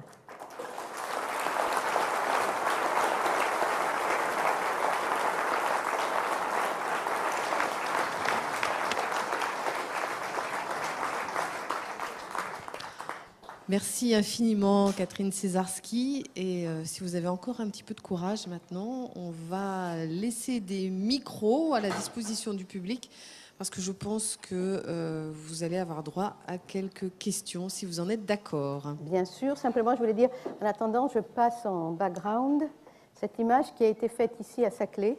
C'est une simulation du même genre que je vous ai montré, mais comme c'est un film plus long, je l'ai laissé pour la fin pendant qu'on discute. Et là, c'est encore un voyage dans le macramé cosmique, la grande toile d'araignée dans laquelle notre galaxie, notre amas local, nous-mêmes sommes. Et là, c'est avec une bien meilleure résolution. C'est un volume beaucoup plus grand de l'univers qui a été calculé ici au service d'astrophysique. Voilà.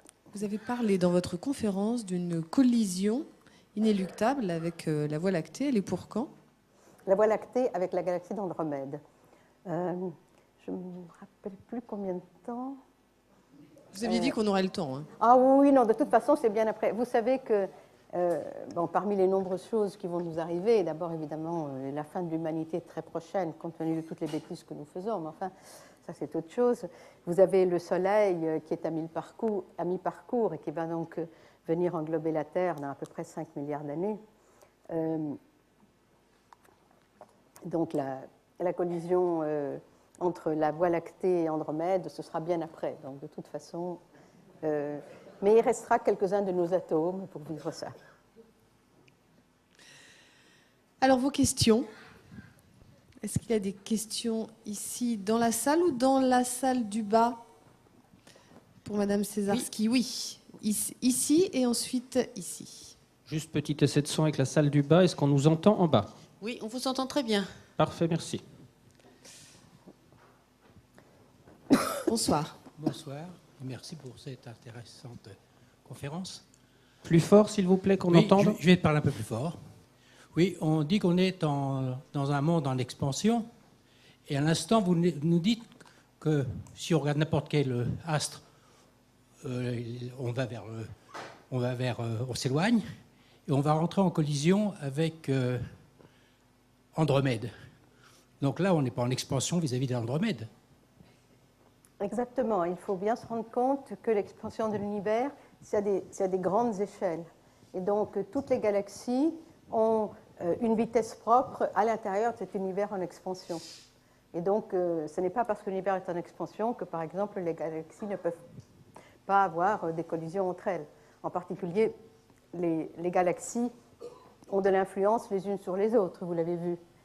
Alors, justement parce que l'univers est en expansion, quand l'univers était jeune, les galaxies étaient plus proches les unes des autres qu'elles ne le sont maintenant, et donc les collisions étaient beaucoup plus fréquentes.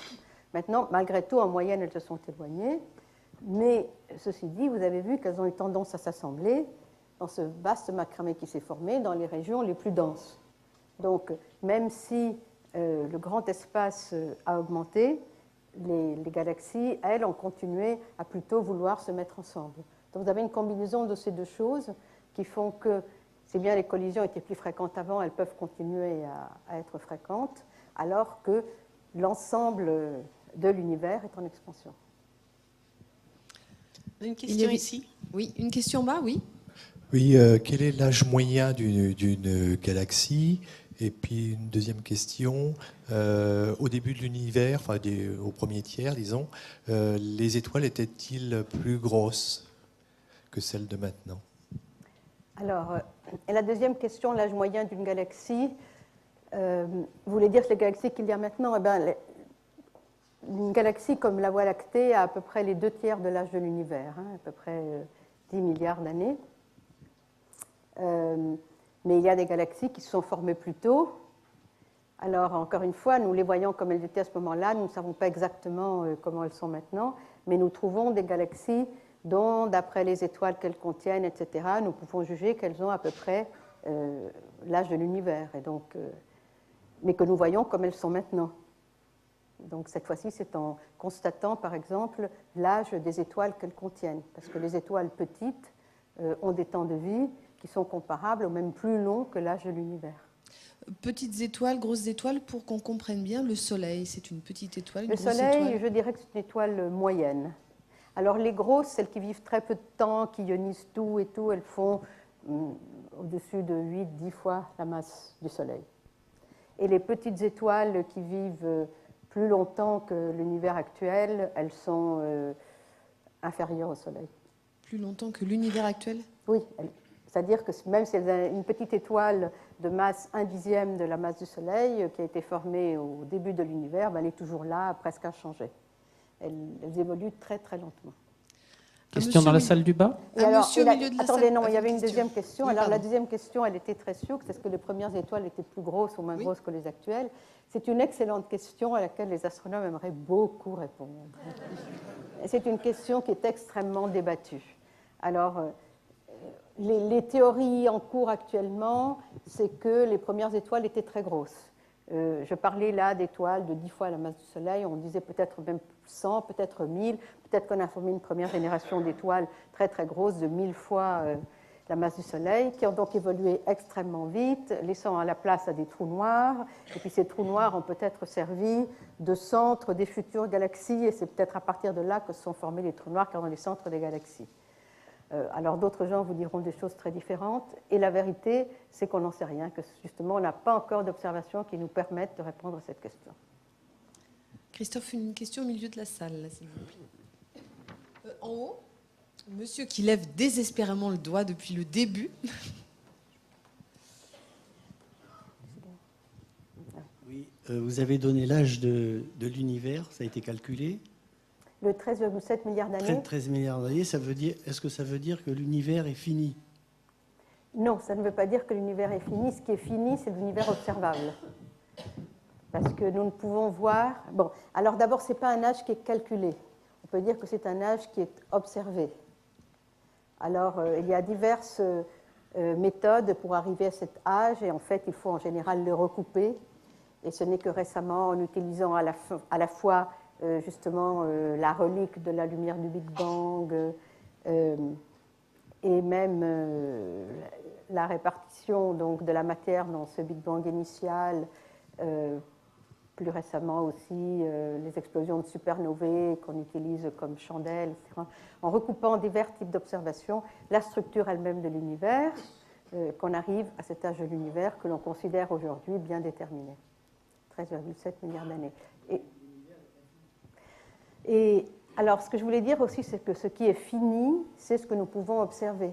Parce que prenez un objet qui émet de la lumière, qui met 13,7 milliards d'années à nous arriver. Au-delà de cet objet, nous ne pouvons pas voir. Parce que la lumière qui vient d'au-delà de cet objet, elle n'est pas encore arrivée. Donc, nous ne pouvons pas dire s'il y a encore de l'univers au-delà de cet objet. Nous disons qu'il y a un horizon. Il y a un horizon au-delà duquel nous ne pouvons pas voir.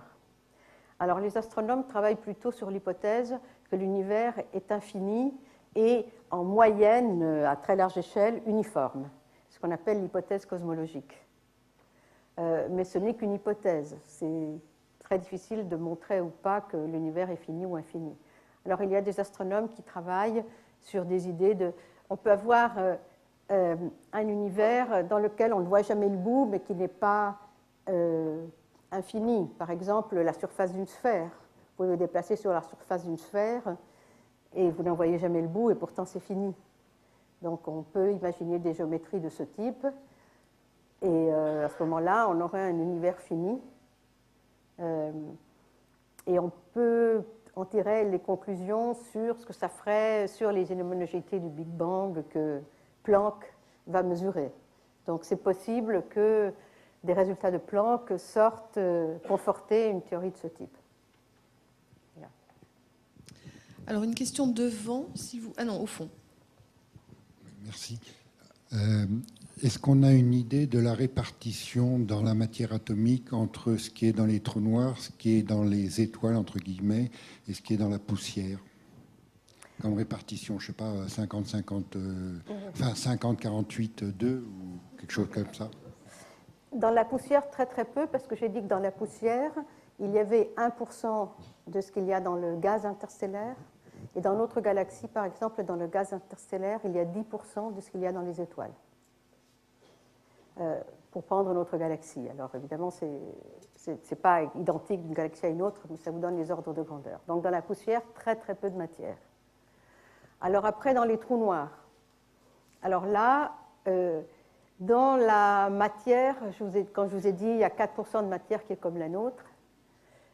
Ça sort aussi de diverses méthodes, telles que les abondances de certains éléments primordiaux. C'est un peu compliqué à expliquer là, mais enfin, on arrive à avoir une idée donc du pourcentage de matière normale qu'il doit y avoir dans l'univers. Et en fait, cette quantité de matière dépasse ce que nous avons pu observer. Donc, il nous manque énormément de matière noire, il nous manque encore plus d'énergie noire, mais il nous manque aussi un peu de matière normale. Il y a une partie de la matière normale dont nous ne savons pas encore de quoi elle est faite. Ça pourrait être un gaz très très chaud entre les galaxies, dans ces immenses volumes, ou ça pourrait être des tas de trous noirs. Et il y a encore des gens qui disent que c'est peut-être des tas de trous noirs. Et donc, en fait, encore une fois, la réponse à cette question-là, elle n'est pas connue non plus.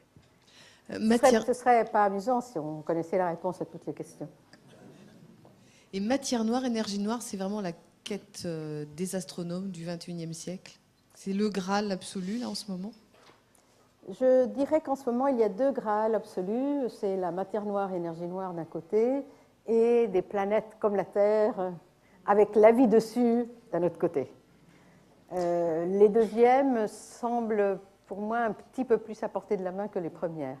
La matière noire, c'est fort possible que même au LHC, on découvre des particules nouvelles qui nous permettent de comprendre ce que peuvent être ces fameuses particules dans la matière noire. L'énergie noire, à mon avis, aujourd'hui, on n'a même pas le début de quelque chose qui se tienne. Donc, il faudra une idée nouvelle, il faudra une expérience nouvelle, il faudra un Einstein. Ça me semble très difficile de prédire quand est-ce qu'on saura quelque chose. Par contre, pour ce qui est des planètes qui se ressemblent de plus en plus à la Terre, vous avez vu qu'on a des progrès sans arrêt. C'est absolument ça va très vite. Oui. Est-ce qu'il y a des questions dans la salle du bas? Oui, il y en a une. Excusez-moi, je voudrais vous demander quelle est votre représentation de l'instant zéro. Est-ce que c'était une énergie considérable dans une tête d'épingle? Oui, pourquoi pas. Une énergie considérable dans une tête d'épingle, certainement. Alors, juste avant ça, ne me demandez pas parce que je ne sais pas. Mais à un moment donné, oui, peut-être. Une question devant?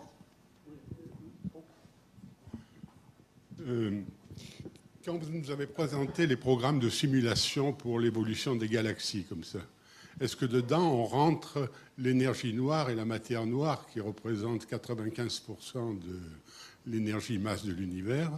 Et si on le fait, c'est à partir d'hypothèses, mais pas d'observation directe. Alors, la matière noire, on peut la rentrer, et on la rentre un petit peu à partir d'observations directes. Parce qu'en réalité, la première découverte, si l'on peut dire, de la matière noire, elle est venue en regardant les amas de galaxies. En fait, il y a déjà une quarantaine d'années, un astronome a mesuré les vitesses des galaxies dans les amas de galaxies.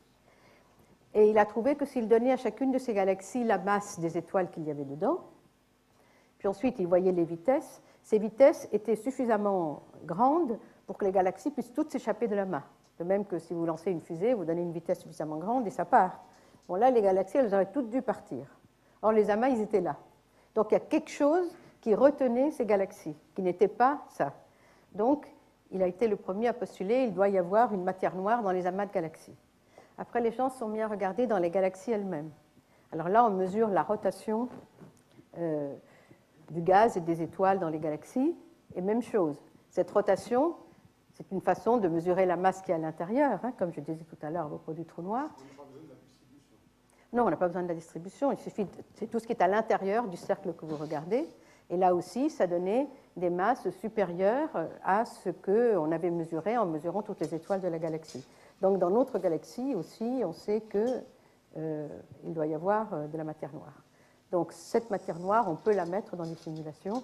Il faut lui supposer, évidemment, une façon d'échanger. Par contre, l'énergie noire, on pense qu'elle doit s'exercer à de très, très grandes échelles, et donc elle ne jouerait pratiquement pas de rôle dans une collision entre galaxies. J'ai une autre question. Oui. Je voulais savoir, les atomes lourds, qui sont au-delà du fer, enfin, ou même les plus lourds, sont-ils assez récents dans l'univers? Non, les atomes lourds, nous pensons qu'ils sont formés dans les explosions de supernovas. Quoique, il y a des choses très nouvelles qui mettent en question des théories qui avaient été admises pendant des dizaines d'années. Enfin, je crois qu'on n'a quand même pas encore des atomes, je dirais, comme l'uranium, ou des choses comme ça. Et comme il y a dû y avoir très tôt, par exemple, dans ces galaxies ultralumineuses dans l'infrarouge, il y avait sûrement des étoiles massives de masse supérieure à 10 fois la masse du Soleil. Ce sont ces étoiles qui vont exploser et faire des supernovas.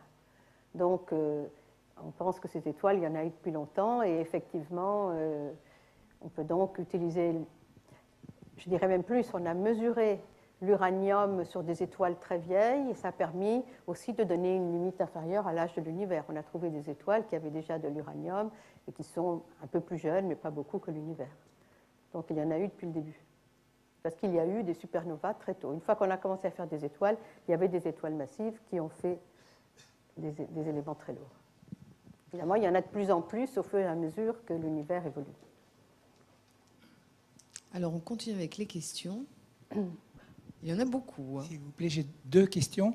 La première, je voudrais savoir combien, en moyenne, dans l'univers visible actuellement, il y a d'étoiles et de galaxies, compte tenu des comptages récents qui viennent d'être faits. Et la deuxième question, c'est en cas de collision de galaxies, est-ce que les étoiles peuvent elles-mêmes entrer en collision? D'accord. Alors la première question, il y a à peu près 200 000 milliards d'étoiles dans notre galaxie et à peu près le même nombre de galaxies dans l'univers observable. Le hasard fait que c'est à peu près le même nombre en ordre de grandeur. La deuxième question, non, la distance entre les étoiles, elle est très grande par rapport à la taille d'une étoile. Et donc les collisions entre étoiles, c'est très rare. Alors, il y en a quand même dans des zones très, très, très denses. Il peut y avoir coalescence d'étoiles, deux étoiles qui sont des étoiles binaires, et il y en a une qui, comme je vous ai dit, elles échangent de la masse, et du coup, ça peut les faire se rapprocher. Ça peut finir par une coalescence d'étoiles. Ces coalescences d'étoiles devraient faire aussi une émission d'ondes gravitationnelles que l'on espère pouvoir mesurer quand on aura des détecteurs d'ondes gravitationnelles. Donc, c'est des choses qui arrivent. Enfin, c'est dans ces collisions, quand les galaxies se passent comme ça, les unes à travers des autres, les étoiles ne se rencontrent pas. On continue? Oui.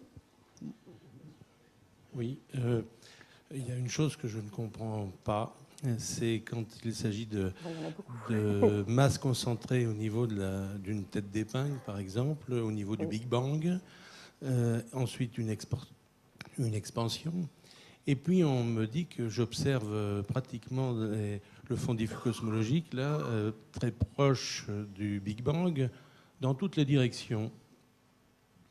Si c'était concentré à un moment spatialement, disons, et si ça s'étend, maintenant je suis étonné qu'on puisse observer des objets presque contemporains du Big Bang dans toutes les directions.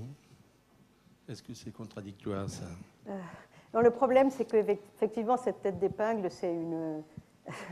c'est une facilité que nous nous offrons pour essayer de voir quelque chose. Mais ce n'est pas une bonne représentation. C'est-à-dire, à tout moment, l'univers occupait tout l'espace. C'est-à-dire l'espace, à ce moment-là, était ça. Et donc maintenant, l'espace, il est l'espace que nous avons à l'âge actuel de l'univers. Et n'importe quelle direction, quand on regarde, eh bien, on remonte dans le temps et donc on finit par voir le début. Mais c'est pour ça que je suis d'accord que cette représentation de tête d'épingle n'est peut-être pas très bonne.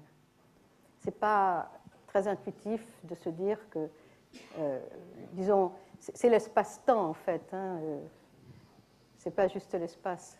L'univers représente tout l'espace-temps. Et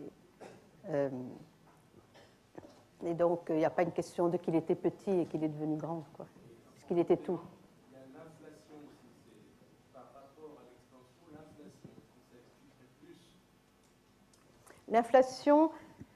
L'inflation, c'est quelque chose dont on suppose qu'elle a eu lieu très, très, très tôt, donc bien avant la relique du Big Bang. C'est-à-dire tout à fait au début, pour comprendre pourquoi. Je vous ai dit que je regarde dans n'importe quelle direction et je vois des fluctuations qui sont un peu différentes, mais qui quand même se ressemblent beaucoup.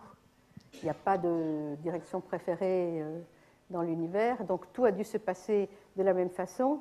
Or, la lumière, disons, les différentes parties de l'univers n'avaient pas eu le temps de communiquer entre elles pour se dire « moi je fais ça, il faut que tu fasses comme moi ». Donc il y a quelque chose qui leur a appris qu'il fallait qu'elles fassent toutes la même chose. Et c'est pour ce quelque chose qu'on a qu'on a proposé cette théorie de l'inflation. On a dit qu'au début, il y avait une très forte énergie et donc une expansion très très rapide, égale dans toutes les directions. Et puis c'est ensuite à partir de là que l'univers s'est développé. Mais justement pour sortir de la tête d'épingle et arriver à l'homogénéité que l'on voit quand même aujourd'hui dans l'univers. 7 milliards d'années, est-ce que cette expansion est linéaire ou est-ce qu'il est envisageable qu'on arrive à une stabilisation, voire une contraction? Alors là aussi, c'est une grande question que les astronomes se posent depuis longtemps. Au départ, on pensait que, de même que si vous prenez une balle et vous la jetez, vous savez qu'elle va de moins en moins vite, et puis elle tombe. Vous lui avez donné une impulsion au début, et puis ensuite, l'attraction gravitationnelle de la Terre la fait retomber. Alors on s'était dit, le Big Bang, c'est une impulsion qu'on a donnée à cette matière tout à fait au début.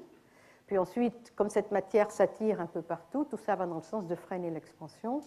Et donc, jusqu'à il y a 15 ans, tout le monde partait sur l'idée que forcément, cette accélération, cette expansion, doit être de moins en moins rapide au fur et à mesure que le temps avance, qu'il va y avoir une décélération. Et donc, pendant des dizaines d'années, les astronomes ont essayé de mesurer la décélération de l'expansion de l'univers. Et puis, vous savez, peut-être, il y a une dizaine d'années, en utilisant les supernovas comme chandelle standard, en utilisant le fait qu'un certain type de supernova semble avoir toujours la même luminosité. Et donc, quand on observait des supernovas de ce type, on était capable directement, rien qu'à sa luminosité, de leur assigner une distance.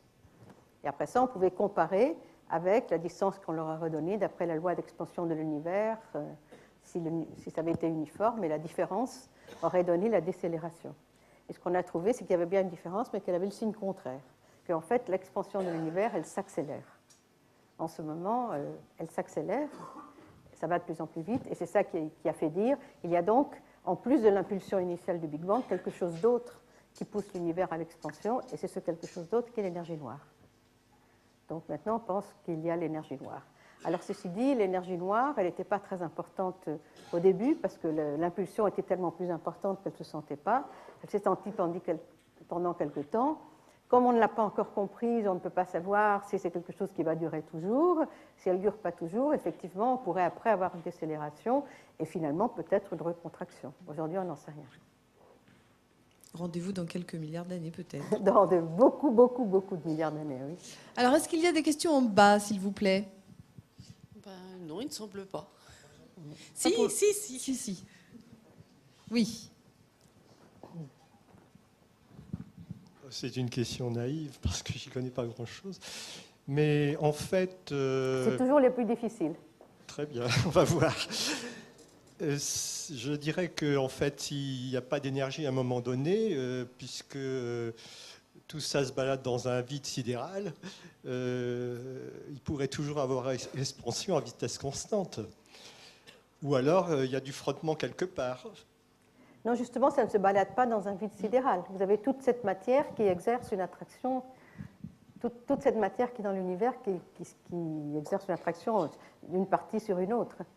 Donc, il y a toujours vous avez toujours cette force de la gravité qui est extrêmement importante dans l'univers. C'est elle qui règne dans l'univers. L'impératrice. Une autre question ici. Beaucoup de questions d'hommes ce soir. Oui, bonsoir. Tout ce qu'on observe dans l'univers, c'est en fait par les ondes électromagnétiques, que ce soit la lumière ou que ce soit le rayonnement infrarouge ou ultraviolet, tout nous arrive par l'onde électromagnétique qui se propage à une vitesse qui est supposée être constante. Alors, est-ce que cette hypothèse, est-ce qu'elle est vérifiée, ce qui permet d'affirmer que la vitesse de la lumière ou les autres constantes universelles, enfin dites universelles, elles sont constantes dans le temps et dans l'espace?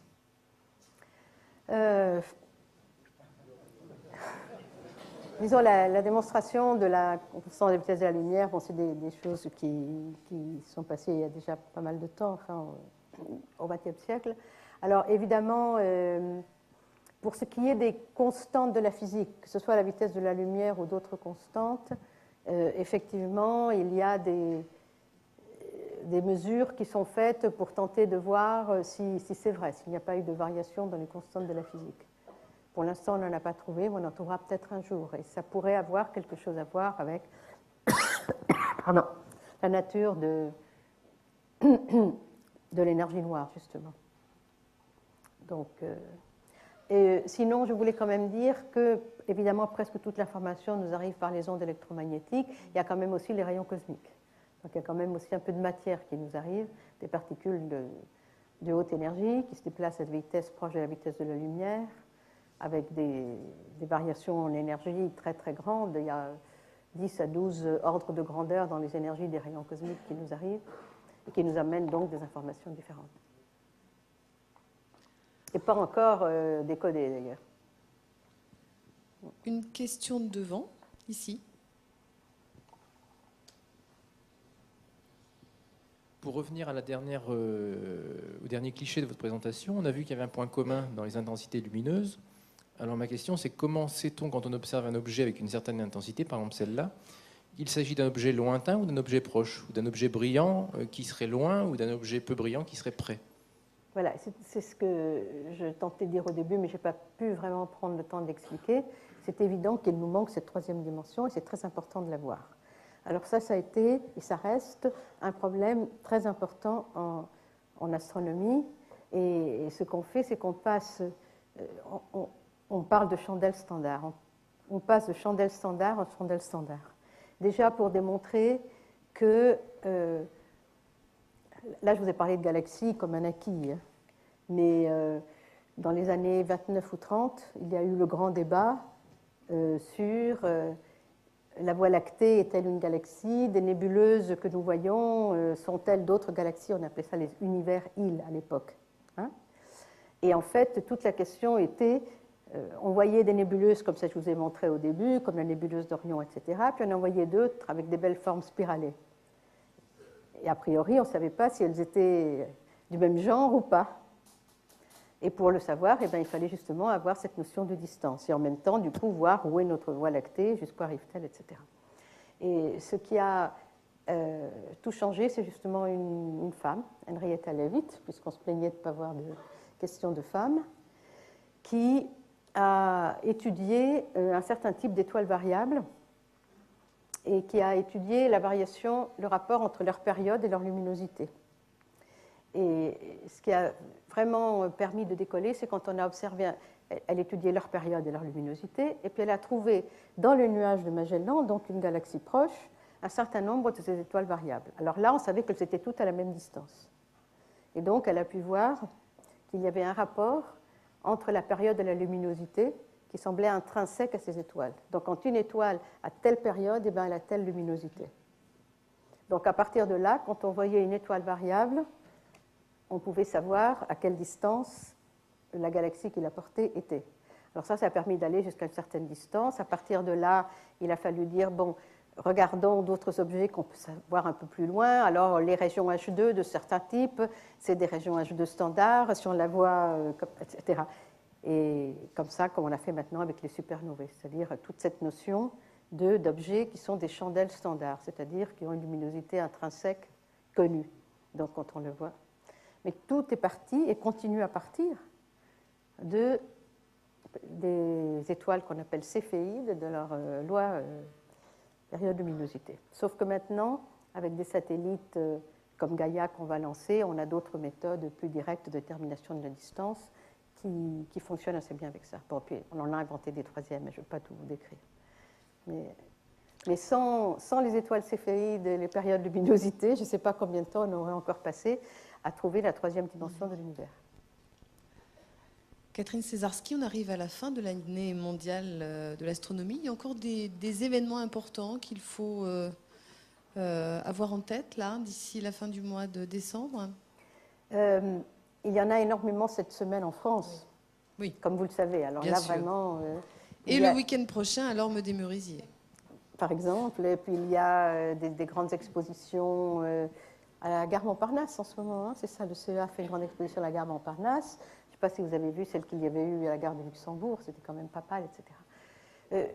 Je vous avoue à ma grande honte que je n'ai pas suivi de très près ce qui se passait en France, puisque ce n'est pas moi, c'est Annie Chantal Levasseur qui s'occupe de ça, et moi je m'occupe de ce qui se passe à niveau mondial, c'est-à-dire des choses qui se disséminent par le monde. Donc, je ne sais pas. À niveau mondial, oui, en fait, il se passe vraiment plein de trucs partout.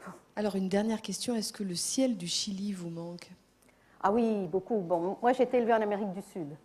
Et pour les gens qui n'ont jamais été en Amérique du Sud et ont vu un beau ciel, le ciel du Sud est plus beau que le ciel du Nord, parce que le centre de la galaxie, il est au Sud, et donc la Voie lactée, elle est bien plus intéressante là-bas qu'ici. Et puis, il y a les nuages de Magellan, etc. Et en plus, évidemment, quand on va dans les observatoires, ils sont dans des endroits où les cieux sont limpides, et même sans télescope, le ciel du mont Paranal ou de Alma, c'est absolument extraordinaire. Ceci dit, quand même, dans les Alpes, une belle nuit, c'est pas mal non plus. Catherine Césarski, merci infiniment. Merci beaucoup.